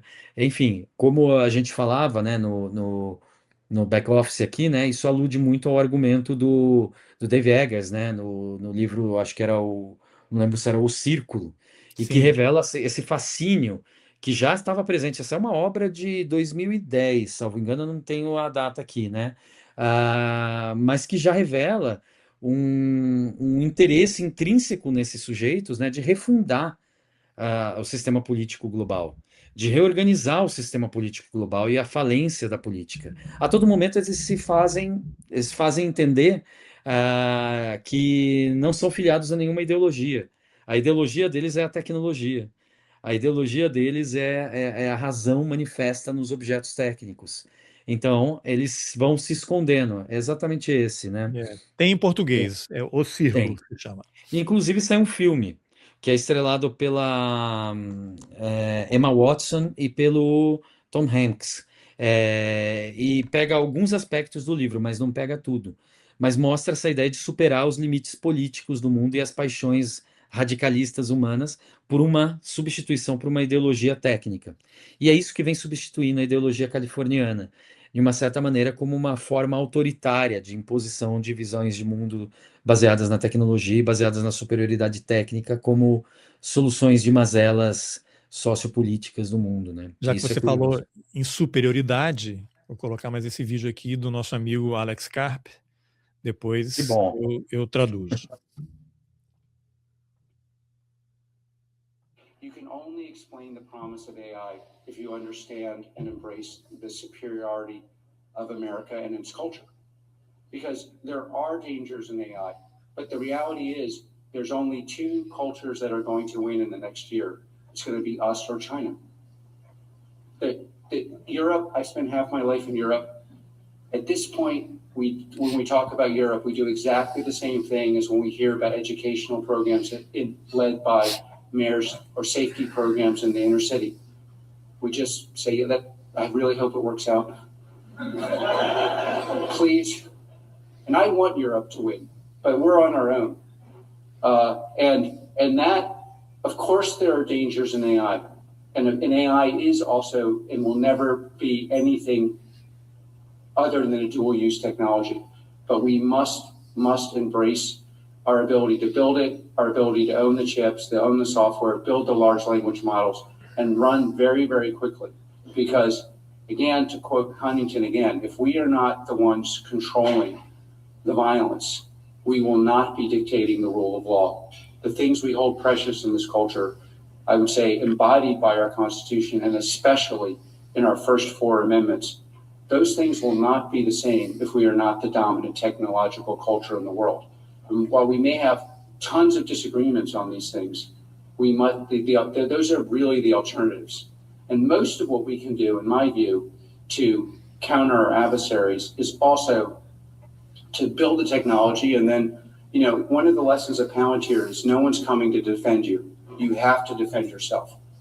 And we used to live in a world where you could rely on experts to articulate our vision. But who showed up to articulate our vision in this last election in my hometown, formerly hometown? If we're waiting for people to articulate and fight for us, we are cooked. And so you can only. Bom, ele disse o seguinte: você só consegue explicar a promessa da IA se compreender e abraçar a superioridade da América e de sua cultura. Pois, embora existam perigos na IA, a realidade é que apenas 2 culturas sairão vitoriosas nesse ou no próximo ano. Seremos nós ou a China. Quanto à Europa, eu passei metade da minha vida na Europa. Nesse momento, quando falamos de Europa, fazemos exatamente a mesma coisa que fazemos ao ouvir falar de programas educacionais liderados por prefeitos ou de programa de segurança em áreas urbanas carentes. Nós apenas dizemos: espero sinceramente que dê certo, por favor. E eu quero que a Europa vença, mas estamos por nossa conta. E é claro, existem perigos na IA. Além disso, a IA é, e nunca deixará de ser, uma tecnologia de uso dual, mas podemos abraçar nossa capacidade de desenvolvê-la, nossa capacidade de dominar a produção dos chips, de dominar o software, de construir os grandes modelos de linguagem e de avançar com extrema rapidez. Pois, mais uma vez, para citar Huntington novamente, se não formos nós a controlar a violência, não seremos nós a ditar o Estado de Direito. Os valores que prezamos nessa cultura, valores que eu diria estão consagrados em nossa Constituição e especialmente em nossas 4 primeiras emendas, não permanecerão os mesmos se não formos a cultura tecnológica dominante no mundo. Embora possamos ter inúmeros desacordos sobre essas questões, essas são, de fato, as únicas alternativas. E a maior parte do que podemos fazer, em minha opinião, para fazer frente aos nossos adversários, consiste justamente em desenvolver essa tecnologia. E uma das lições sobre o poder que aprendemos aqui na Palantir é a seguinte: ninguém virá defendê-lo, você tem que se defender por conta própria. Costumávamos viver em um mundo onde podíamos confiar em especialistas para articular a nossa visão. Mas quem apareceu para articular a nossa visão na última eleição, na minha cidade, na minha ex-cidade? A verdade é que se ficarmos esperando que outras pessoas articulem e lutem por nós, estamos perdidos. Bom, isso aqui se relaciona com muito do que você falou e, de novo, a supremacia americana, eles são os melhores e nós temos que controlar a violência, né? Exercer o monopólio da violência para impor aquilo que nós achamos que é o correto e precisamos de uma superioridade tecnológica para fazer isso valer. Faz sentido? Bom, repito aquela coisa, né? Coerente com o universo na qual eles pertencem, né? E extremamente associado ao avanço da extrema-direita, né? Da direita radical globalmente. Olha só, há um livro de um autor que se chama Cédric Durand, mas ele tem um livro que se chama How the Silicon Valley Unleashed Techno-Feudalism. E aí, como o Vale do Silício, né, liberou o tecnofeudalismo. E essa é uma expressão direta do que seria essa percepção, não do Varoufakis, né, mas da ideia da ideologia tecno-autoritária, por assim dizer. É uma visão que mescla a ideia de uma superioridade técnica e com a noção de uma superioridade moral. Quanto mais avançada a nossa capacidade de produção tecnológica, mais nós somos filiados a uma noção de racionalidade perfeita, superior. Tá? E isso tudo está extremamente associado a uma noção de individualismo. Se somos uma sociedade racional, veja, é um pouco a associação que o Cedric Durand vai fazer, né, desse conjunto ideológico. Se somos, portanto, uma sociedade extremamente racional, extremamente avançada, potente na produção tecnológica, porque se associa muito razão à tecnologia, pensar a tecnologia, sempre é uma razão instrumental. Então, não preciso nem dizer que eu estou aludindo aqui aos frankfurtianos. É uma razão aplicada àquilo que é útil. Útil, portanto, ao quê? Ao capital. E aí, isso tudo mesclado com uma noção do individualismo, ou seja, nós somos capazes de fazer. O indivíduo deve ser empoderado, não o Estado, não o coletivo, não qualquer outra forma de associação, que por vezes ele vincula à Europa. Se é que sobrou ainda também, né, na Europa, alguma coisa de coletivismo ou associativismo, né? Mas ele vincula a uma forma de ser europeia. E, portanto, é tudo o que ele quer desmontar.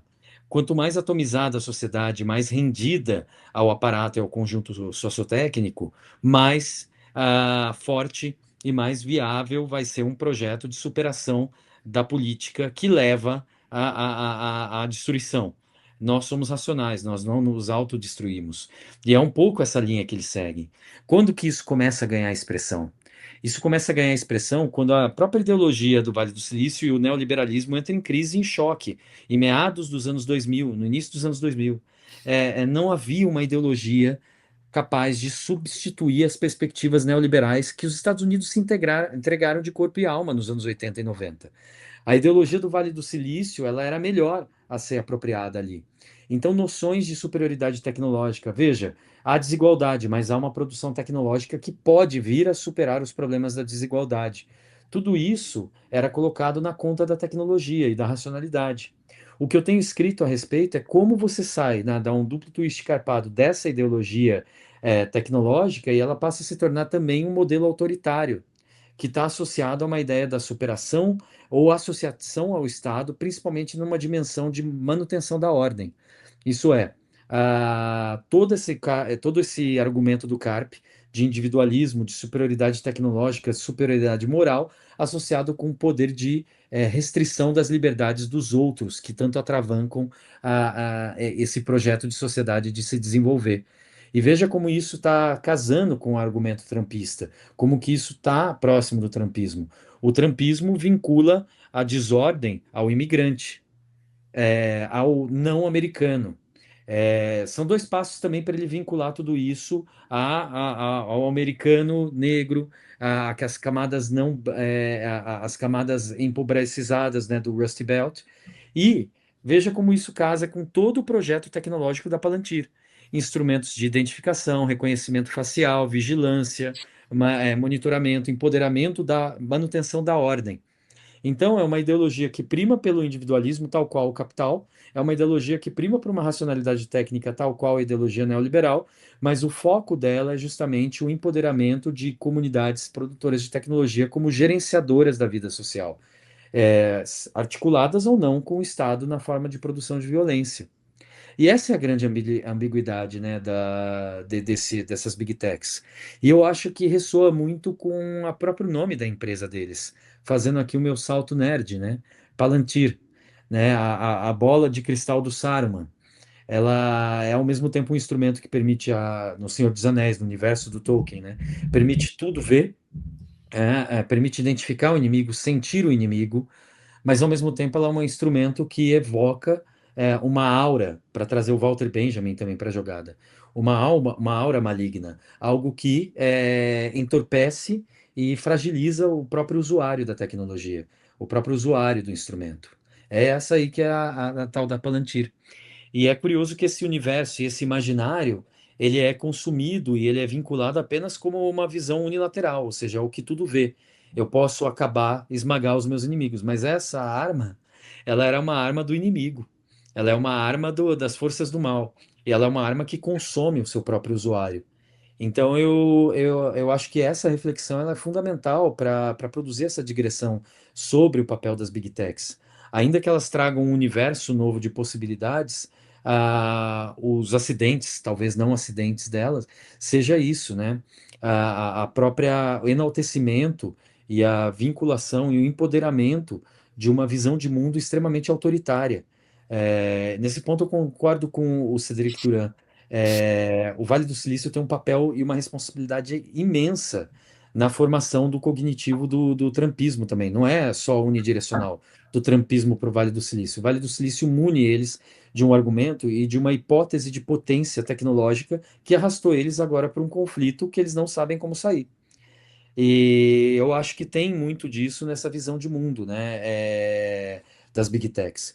E eu acho que é uma reflexão que precisa ser feita, né? Não há é uma via de mão dupla nesse caso, né? Então, deixa eu adicionar aqui mais um elemento para você analisar. Isso aqui é um artigo de 2009 do Peter Thiel, que é o sócio do Alex Karp na Palantir. Ele também já foi sócio do Elon Musk, eles criaram o PayPal, então essa turma que está... E ele é personagem, aparece várias vezes nesse livro aqui que eu estou lendo, que esse texto dele é do Cato Institute, né? Que é uma entidade aí de direita, para dizer o mínimo. O livro é esse aqui, deixa eu tirar um pouquinho da tela, Furious Minds.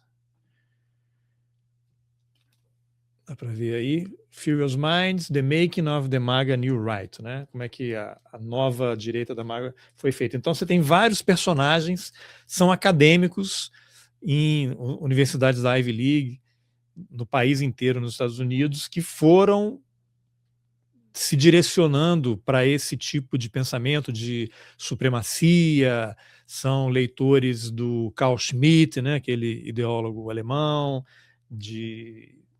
nazista, e você tem também aquele pessoal da escola dos Chicago Mises. Boys, né, da escola de Chicago, que implementaram Hayek, aquela coisa da doutrina de choque lá.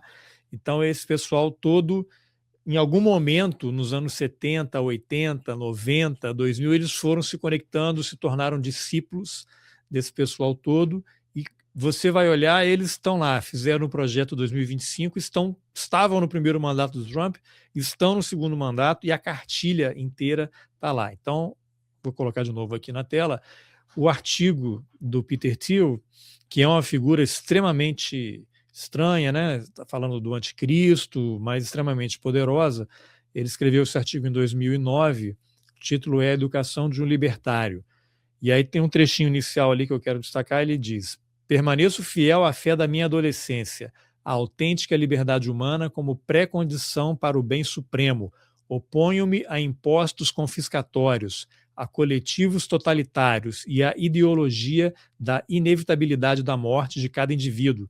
Por todas essas razões, ainda me denomino libertário. Contudo, devo confessar que ao longo das últimas 2 décadas mudei radicalmente no que tange a questão de como alcançar esses objetivos.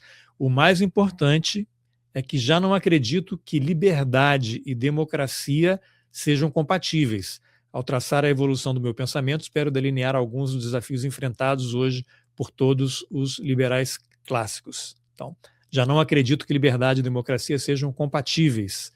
O que podemos concluir, então, dessa afirmação? Ele que também tem falado, disse que a Greta Thunberg é anticristo, está num movimento, uma vibe assim muito, muito estranha, e tem uma influência enorme no governo americano, circula, estava em Roma outro dia aí falando sobre o anticristo, tem uma penetração grande com todos esses grandes ideólogos aí dessa tecnocracia. Depois, enquanto você comenta, eu vou pegar um outro link aqui para mostrar, que eu também quero te ouvir.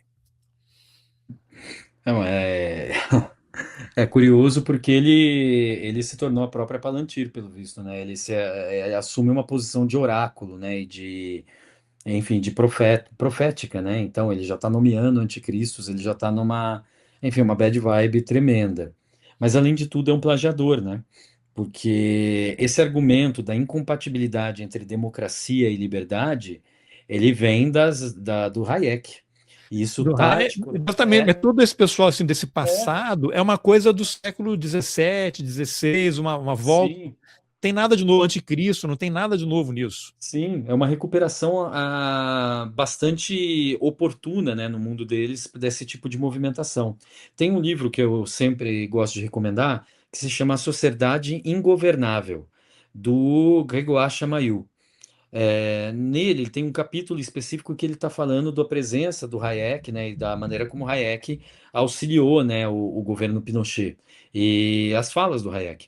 E a gente nota, né, essa perspectiva do Thiel, que ela é diretamente associada a essa perspectiva de mundo, onde a liberdade ela não está ancorada, né, é exatamente esse livro. Tem a tradução para o português, tá? Tem um livro em português,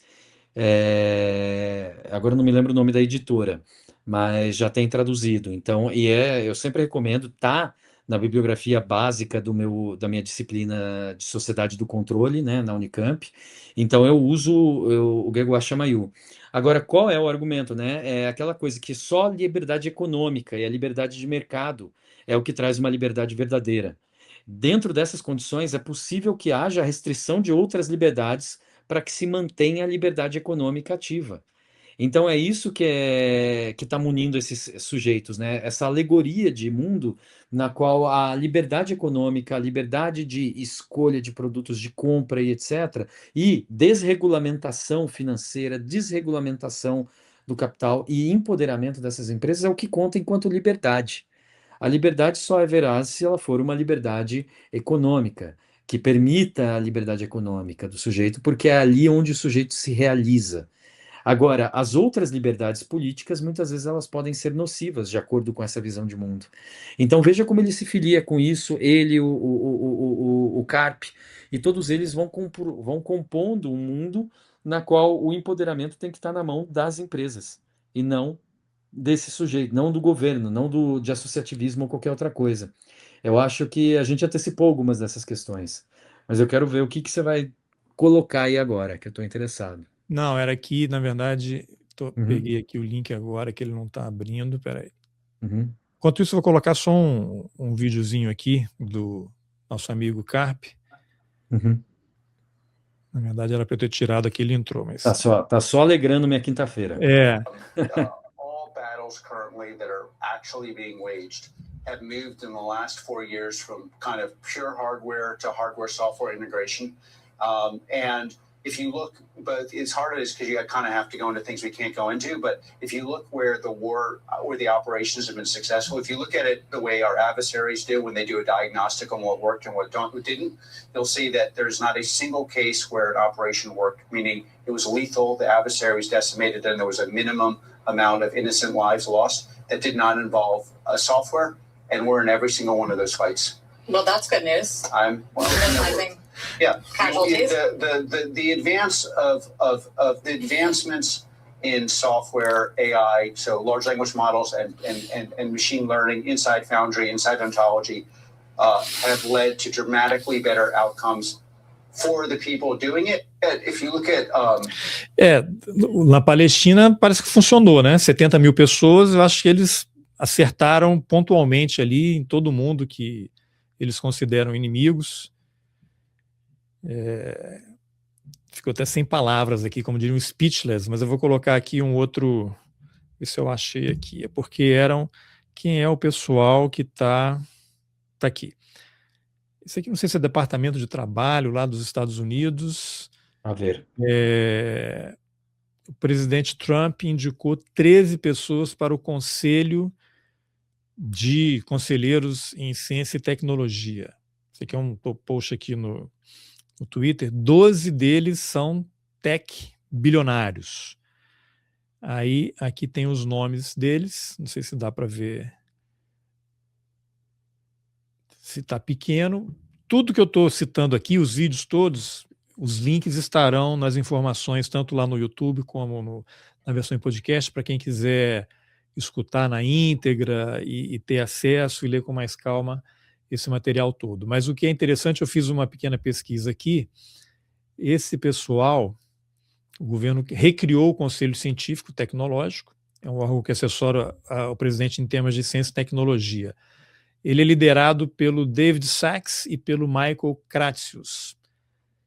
O David Sachs é um empresário, investidor do Vale do Silício, ficou conhecido como executivo do PayPal, olha aí, já era sócio do Peter Thiel, parte da chamada PayPal Máfia, fundador da Yammer, que depois foi vendido à Microsoft, e sócio da Craft Ventures, também não conheço a empresa, mas ele tem forte atuação em venture capital, startups, e atua muito aí em debates sobre tecnologia, política, liberdade de expressão, e nos últimos anos se aproximou de posições políticas mais conservadoras / libertárias. Então ele representa aí o capital de risco, mais a visão pró-mercado na inovação. E o Michael Kratsius, ele é ex-funcionário do governo Trump no primeiro mandato, foi Chief Technology Officer, né, de tecnologia lá dos Estados Unidos, é ligado ao escritório de ciência e tecnologia, políticas de ciência e tecnologia, e trabalhou na TL Capital.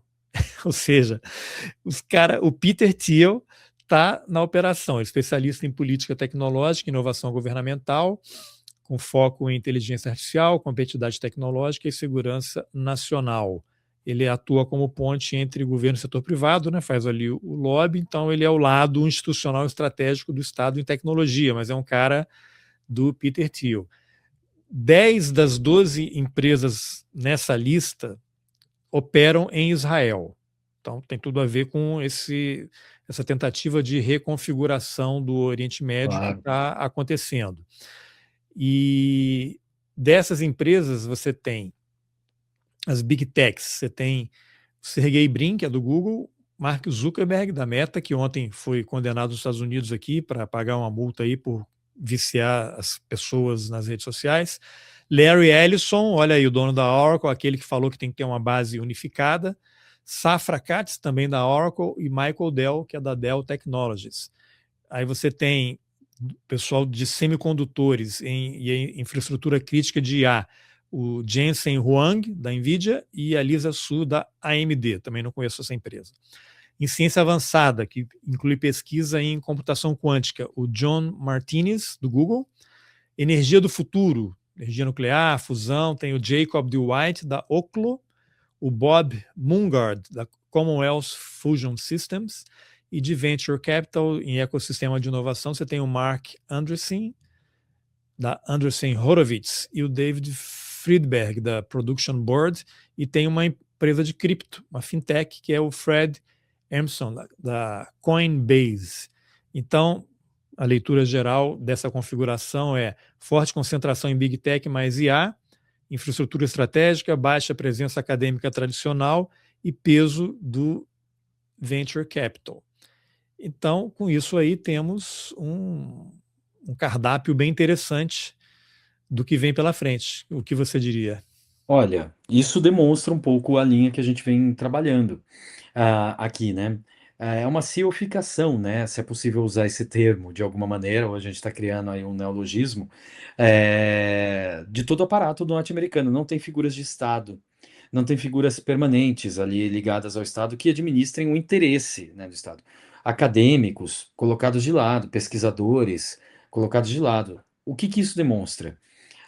Toda a organização do Estado está perpassando de alguma maneira, pela decisão desses sujeitos, desses indivíduos. E isso envolve, né, uma superlativização dos mesmos valores que a gente vem trabalhando aqui, em termos de individualismo, superioridade tecnológica e assim por diante. O que me causa espanto é, se nós temos esse board que serve para avaliar, que serve, por exemplo, para assessorar em termos de organização política, econômica, direcionamento de C&T, quantos deles estão preocupados em termos de gestão de risco? Quantos desses estão preocupados em termos dos riscos associados a essas tecnologias, esses aparatos que vão ser desenvolvidos pelas suas próprias empresas? Né? Quantos eles estão preocupados com procurement, né? Processos de diligência, processos de accountability na checagem dos contratos, né? Então, isso demonstra uma ampla ocupação do Estado norte-americano por essas figuras, tomando decisões que, inclusive, podem ser decisões relacionadas à inovação na área da guerra e de aplicação de instrumentos de guerra. Então, isso não passa por crivo da sociedade norte-americana mais. Isso já demonstra um pouco essa dimensão do tecnofeudalismo, não na linha do Varoufakis, né, mas na linha que o Cédric Durand vem trabalhando, de uma ideia de como essas empresas estão construindo novas relações de ocupação privada, né, desses espaços do Estado, e vão reconstruindo novas relações. Não há mais sociedade, mas há uma nova forma de vassalagem, há uma nova forma de subordinação. E isso tudo é bastante preocupante, uma vez que permite a gente retomar aquele argumento lá do início, que a gente tinha feito aqui. Quem está puxando o Estado norte-americano para o conflito? Quem está, de uma certa maneira, administrando os processos de tomada de decisão mais sensíveis dos Estados Unidos, quando se diz respeito à guerra, quando se diz respeito à espionagem global, quando diz respeito à intervenção ou ruptura com aliados ou proximidade? Veja um exemplo. Essas figuras estiveram já no governo Trump, começaram a vociferar, por exemplo, contra as decisões brasileiras de regulação da internet, de regulação das plataformas sociais. E isso tudo foi verbalizado pelo Musk nas redes sociais, ofendendo Alexandre de Moraes. Mark Zuckerberg verbalizou diretamente esses países que fazem censura, aludindo a qualquer forma de regulamentação das suas plataformas. E o próprio Trump, no momento da justificativa enfim, da supertaxação, também teve momentos em afirmar que censura contra empresas norte-americanas vão ser punidas. Então, isso demonstra um pouco aquela coisa da ocupação do Estado, né, por um conjunto de CEOs que vão comandando processos de tomada de decisão e de alinhamentos políticos norte-americanos. A estratégia e a organização da grande estratégia foi para onde? Ela está centrada na mão dessas empresas, ela ainda se segue alguma linha de grande estratégia no governo norte-americano.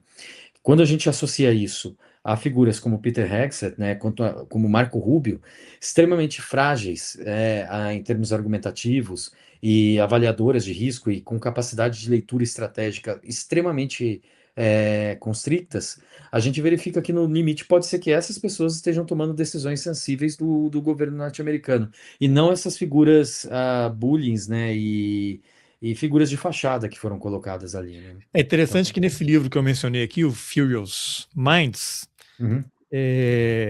ele conta tanto o Peter Hegseth quanto o J.D. Vance, que é o vice-presidente, eles são figuras muito ligadas ao Peter Thiel, que financiou a campanha deles, e os caras estão lá. Então eu vejo sempre assim os críticos, né? Assim, o dono do J.D. Vance, que é o Peter Thiel. Então você tem uma configuração extremamente curiosa que eu não sei onde vai dar.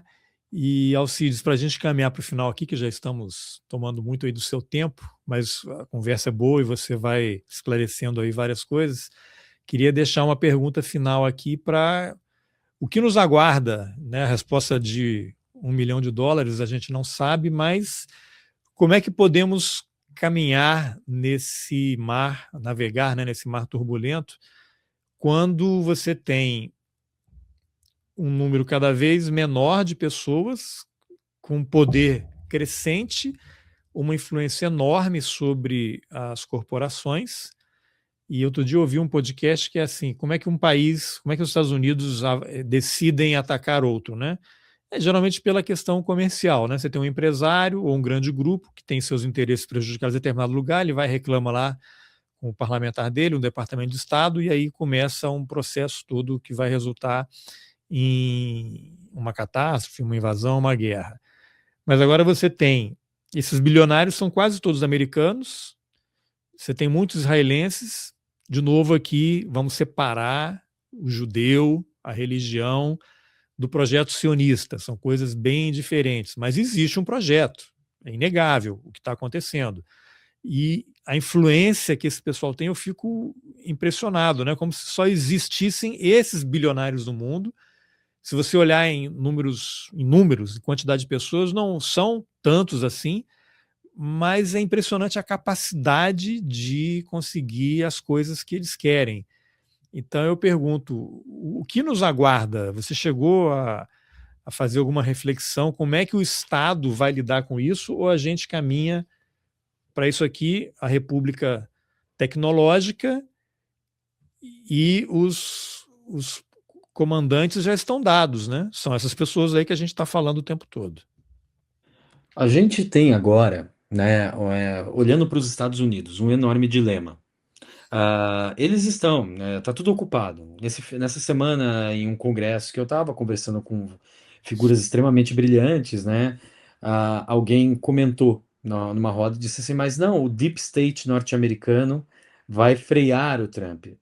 E a pessoa, né, uma grande jornalista que eu conheço, falou assim, mas não tem mais Deep State, Ou eles né? são Deep State. Eles são o Deep State, eles são o Epidemic State, não existe nem mais o Deep, eles são a revelação de uma coisa que a gente já sabia há um bom tempo, né? Que o Estado norte-americano ele é refém de grandes corporações, sempre foi, mas sempre houve alguma limitação trazida por um componente estratégico norte-americano de longo prazo, que alguns, enfim, governantes ainda conseguiam manter. Essa estrutura de lobby, a estrutura de gastos com lobby, né, que a gente pode sempre acompanhar, é bastante aberto, né? A gente já via um pouco essa participação tremenda que grandes corporações têm do sistema político norte-americano. Mas, salvo em alguns casos, a gente sabia o papel que grandes corporações têm também no estímulo à guerra, as decisões de guerra, elas sempre eram avaliadas, né? Haviam consequências. E ir à guerra sempre foi um bom investimento norte-americano, porque mobiliza um conjunto de capitais. Agora, é a primeira vez que a gente vê que tomadas de decisões políticas extremamente estratégicas estão envolvendo a presença direta e a afirmativa direta de figuras que são cruas, né, em termos da participação do Estado. Nós não estamos falando dos grandes capitais norte-americanos que sempre estiveram presentes, uma indústria farmacêutica, uma indústria do petróleo, indústria até de telecomunicações. São novos entrantes. E esses novos entrantes, diferente das outras, né, que visavam se alinhar ao Estado para conseguir fazer os seus valores econômicos se desenvolverem, né, usar do Estado para crescer e se desenvolver, mesmo usando isso em termos de guerra, né, grandes empresas ligadas à guerra, esses querem superar o Estado. Esses querem, inclusive, matar o hospedeiro, por assim dizer. Então é curioso, porque é isso que está no livro do Carp. É isso que está na nova ideologia californiana, né? A gente vai matar o hospedeiro e a gente quer uma nova forma de gestão política disso. É bastante curioso porque a gente sabe do limite disso. A gente sabe que a associação entre capital e Estado é o que está por trás de inúmeras disputas seculares, processos de transição hegemônica. Então, a defesa disso pode gerar inúmeros conflitos políticos norte-americanos que podem culminar em inúmeras crises, né, internas e, evidentemente, eu acho que uma manifestação externa da crise norte-americana é justamente a tomada de decisão de ir até o Irã e fazer uma política de bombardeios, estadocídio, que eles tentaram na Venezuela, fizeram na Síria, fizeram em outros lugares, né? E que claramente está reverberando de uma maneira extremamente negativa. Isso claramente faltou uma decisão estratégica de Estado mais consolidada, e talvez uma capitulação a um conjunto de interesses, seja de big techs ou de outros atores que compõem também o Estado trampista ali, né? Agora, olhando para o nosso lado, porque quando você puxa para a gente, né, a gente tem que olhar também Claro. para onde fica o sul global nisso tudo. Eu estava lendo um artigo muito interessante no voo de volta para cá, enquanto eu escutei um dos podcasts, né, no caminho, enquanto eu estava no aeroporto, né, teu, que eu estava falando, e depois eu fui ler um artigo que chegou na minha mão, que é de uma revista chinesa, um articulista chinesa falando sobre a crise norte-americana e qual é o papel da China em relação ao sul global. E ele enxerga o seguinte, que os Estados Unidos, né, esse analista chinês, eu posso recuperar depois em outro momento, mas Sim, até você pode posso taguear colocar o link aqui, aqui. tá? Né? Enquanto eu vou falando, eu acho que eu consigo abrir aqui, mas basicamente ele está falando que o papel da China é agremiar o sul global, porque dentro dessa política predatória dos Estados Unidos, o que vai acontecer é que eles vão cada vez mais abandonar o sul global e deixar a gente à mercê de nós mesmos. Então, a China teria um papel extremamente relevante para agremiar esses grupos. Vou dar continuidade, mas apenas aqui colocando o nome do autor. O nome dele é Yang Ping, e o texto dele se chama Chegada de Trump 2.0 e a Era da Turbulência Global. Wenya Zhongyang, eu não sei pronunciar o nome da revista, Depois, se mas você tiver como mandar o link, eu coloco aqui. eu mando, ela saiu pelo Tricontinental, não sei se eles Sim, traduziram. conheço o Ah, Tricontinental. então talvez eles tenham traduzido, ou eles tenham uma parceria. Então, se você acessar ali, você vai ver que é a última publicação deles. E eu acho que aí que tem uma grande possibilidade. Eu acho que o Brasil, né, e um grande desafio, na verdade, cada vez mais a gente vem tentando emplacar, eu, outros professores, existe uma rede de soberania digital, na verdade, né, bastante consolidada, e que vem emplacando esse argumento da ideia de uma soberania digital. O Brasil precisa acessar uma soberania digital no que diz respeito à soberania de aparatos tecnológicos, né? Exatamente esse artigo aí, ó. Aqui vou deixar o É, link. perfeito. Saiu pelo Tricontinental, exatamente. E a gente precisa ter capacidade de dominar as tecnologias, internalizar, endogenizar algumas, criar parcerias estratégicas que permitam a gente fazer certo catch-up tecnológico e acessar certos recursos que nos permitam proteger dados fundamentais, né, garantir direitos fundamentais e proteger dados individuais ao mesmo tempo que sejamos capazes de ter alguma autonomia nesse mundo centrado na produção tecnológica. Porque o que a gente vislumbra, né, num curto prazo num curto prazo, perdão, num médio e longo prazo, é uma derrocada dos Estados Unidos. O próprio artigo demonstra isso, fala, olha, eles vão cometer uma eutanásia, né? Porque há um choque de valores nos Estados Unidos tremendo e de disputas políticas que não está resolvido e está se manifestando externamente. Aqui nós temos uma oportunidade de tentar produzir formas de proteção em relação a esse movimento de decadência do império, porque isso pode trazer efeitos muito negativos para a gente, como intervenções, como já vem se aviltando intervenções nos processos eleitorais brasileiros e tantas outras formas de intervenção que podem acontecer. Então, pensar em soberania digital deve ser a nova tônica nos próximos anos, como uma maneira de tentar superar a crise que virá com a derrocada dos Estados Unidos, né, enfim, da hegemonia norte-americana. Porque, ainda que isso possa trazer benefícios, num longo período, isso pode trazer uma enorme crise para a gente aqui, até o mundo se readequar. Então, o que eu vislumbro nisso é que a gente tem que começar a pensar em soberania digital como uma questão estratégica. Se a grande potência ela está, em grande medida, coroada pelas big techs e governada e comandada, de uma certa maneira, pelas big techs, pensar soberania digital é pensar não apenas em autonomia, mas em existência. Então, eu acho que esse é o caminho para os próximos anos. Isso é interessante, porque eu trabalhei, até o ano passado, eu estava na presidência da República lá em Brasília e eu coordenei a comunicação do G20. E inteligência artificial era um tema super importante, que o governo estava dando muita força, e tinha uma situação em que o Guterres, secretário-geral da ONU, tinha tido uma conversa com o presidente Lula, dizendo que era importante o G20 incluir a questão de inteligência artificial na agenda do G20, porque os países do sul global iam ficar de fora. Você tem os Estados Unidos lá na frente, a própria China também, né? E Europa com outro modelo ali, muito mais focado em regulação e tal, mas que se o Brasil não puxasse essa agenda, a gente vai ficar para trás, desde reconhecimento facial, tudo isso que a gente tem conversado aí. E eu lembro que naquele ano também o presidente Lula tinha chamado os cientistas e pedido um plano de inteligência artificial que ele queria apresentar na ONU, na Assembleia Geral, que ele participou, acho que no primeiro ano do mandato dele, 2020, no caso do G20 era 24, que ele queria fazer isso. Então isso tá no radar, mas eu não sei se de fato está avançando e tal, mas a questão é que a gente está na mão desse pessoal, né? A gente está Os totalmente na mão coletivos, deles. os coletivos estão tentando, estão trazendo ideias, cada vez mais se trabalha isso. Ontem, num congresso sobre inteligência, né, controle da inteligência no Brasil, discutimos questões relativas à soberania digital. Quer dizer, deixou de ser um tema um pouco abstrato e ela está ganhando expressão. E por soberania digital envolve-se também uma ideia de dominar IA, criar IA própria. E não só, quando a gente fala criar IA, não é só criar redes neurais e máquinas com sistemas de aprendizado e etc. Mas é endogenizar a capacidade produtiva disso. Isso vem com investimento massivo em pesquisa e desenvolvimento, em educação. Isso vem com grande apoio em termos de parcerias estratégicas. Né? Quais parceiros internacionais estão dispostos a atrair para cá, para ceder ou comercializar conosco, perdão, tecnologias estratégicas? Os Estados Unidos claramente não. A China já se mostrou em certa medida interessada, a Europa em certa medida em outros aspectos.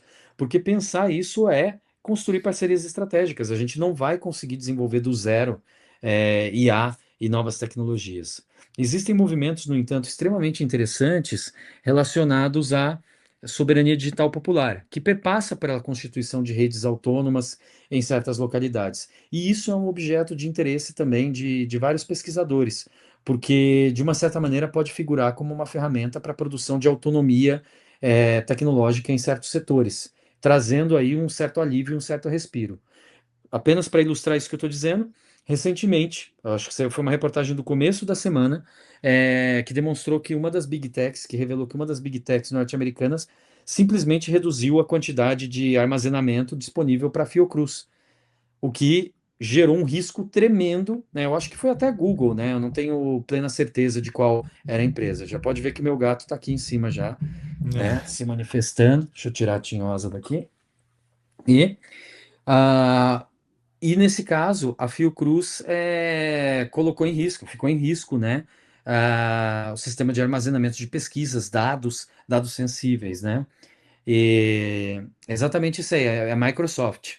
Então não é a Coloquei Google. na tela aqui, mesmo com um contrato milionário, a Microsoft reduz o armazenamento da Fiocruz em 98%. O impacto disso é absurdo. O impacto disso é absurdo. Hoje nós, pesquisadores, nós dependemos de armazenamento. Acima de tudo, nossas comunicações dependem disso. Você fazer uma redução desse porte, talvez por questões contratuais, dinheiro e etc., gera uma crise tremenda. Agora imagina numa disputa, eventual disputa política, uma eventual sanção que possa acontecer por conta de alguma movimentação política de um governo em relação ao outro. O potencial que essas big techs têm em produzir um estrago tremendo aqui. Então, pensar em soberania digital não é uma alegoria e não é algo que não toca a nossa carne no fim do dia. É algo que está na ordem do dia. É algo que E está na ordem da existência. E outra coisa, você tem pesquisas sendo feitas, né? O Brasil, volta e meia, tem uma pesquisa aí que tem uma relevância global, né? Teve até esse caso recente aí da pesquisa, que até a pesquisadora perdeu a patente, né? Porque o Brasil não tinha dinheiro, que usava lá, não vou saber os detalhes assim, para as pessoas voltarem a andar, né? Paraplégicos e tal. Esses dados são armazenados na nuvem, né? Que na verdade é um grande HD, né? Um data center que está em algum país do mundo. Qual é a garantia de que esses dados não estão sendo acessados? Qual é a garantia de que há uma confiabilidade? Qual é a garantia de que não vão Zero. alegar que houve um ataque hacker e aí toda a sua pesquisa foi levada e aí você tem O um brejo. laboratório em algum lugar que lança. Não, o que foi para o brejo é que alguém se apropriou daquilo e tu vai lançar um medicamento e fazer alguma coisa. Se você confia nas big techs, go for it, baby, né? Pois é. Tanto é que algumas das principais agências de financiamento de pesquisa, dentre elas a FAPESP, ela exige, né, um plano de armazenamento de dados para sua pesquisa, que evidentemente não engloba ali uma questão de proteção das big techs, etc., mas sempre busca se identificar, né, e se valoriza a ideia, se você tem redes de armazenamento autônomas da universidade, que não perpassem por isso, né, que não perpassem por armazenamento de big techs. Então, tudo isso vem também do pesquisador, né, porque você tem que saber que a tua pesquisa, nesse caso, e isso é uma questão de educação digital, por assim dizer, para usar um termo antigo, né? Talvez uma educação da geopolítica digital do contemporâneo, que é saber que os seus dados estão permanentemente em risco. Não existe nuvem protegida. Toda nuvem ela está associada a sistemas soberanos que estão ligados a estados. O processo de desligamento, o processo de despossessão dessas tecnologias dos seus usuários, ele é uma coisa rápida e ela é possível de ser feita. Veja o quiprocó que nós tivemos aí com a questão do WhatsApp, né, do Telegram e etc. Não havendo um escritório aqui, você não podia nem perseguir não, perdão, processar o escritório, o representante. Então você tem que valorizar justamente algumas das infraestruturas que a gente tem. Hoje a gente tem o NIC.br, o Conselho Gestor da Internet, que operam de uma maneira maravilhosa, né? Uma entidade autônoma, né? Ligada também ao governo brasileiro, e que age, de certa maneira, vislumbrando potenciais de risco à internet brasileira, aos dados brasileiros, né? Isso é uma grande inovação. E quanto mais a gente valoriza essas infraestruturas, mais a gente tem um enorme potencial de constituir um mínimo horizonte de soberania digital. Mas é preciso ir além disso. É preciso que todos os atores estatais estejam, de alguma maneira, alinhados a isso, porque esse é o movimento da geopolítica contemporânea, em torno desses investimentos e investiduras, perdão, das big techs sobre o ambiente político do seu próprio país, né, do hospedeiro e dos demais. Sim, Então, basta o isso que governo americano achar que tem alguma coisa estranha, ele baixa uma norma e bloqueia os teus dados. Você Exato. perde o acesso, eles se apoderam de tudo, né? Eles sequestraram o Maduro na Venezuela e estão mandando o petróleo, pararam de mandar para Cuba e estão mandando para Israel, dar andamento lá ao genocídio. Então eles vão determinar que CVV e PCC, Comando Vermelho e PCC são organizações terroristas e vão bombardear o Rio de Janeiro. Então eles criam uma lei para justificar qualquer ação. Então é isso. Estamos numa situação complexa. É isso, concordo. Muito bem. Alcides, super obrigado pela conversa.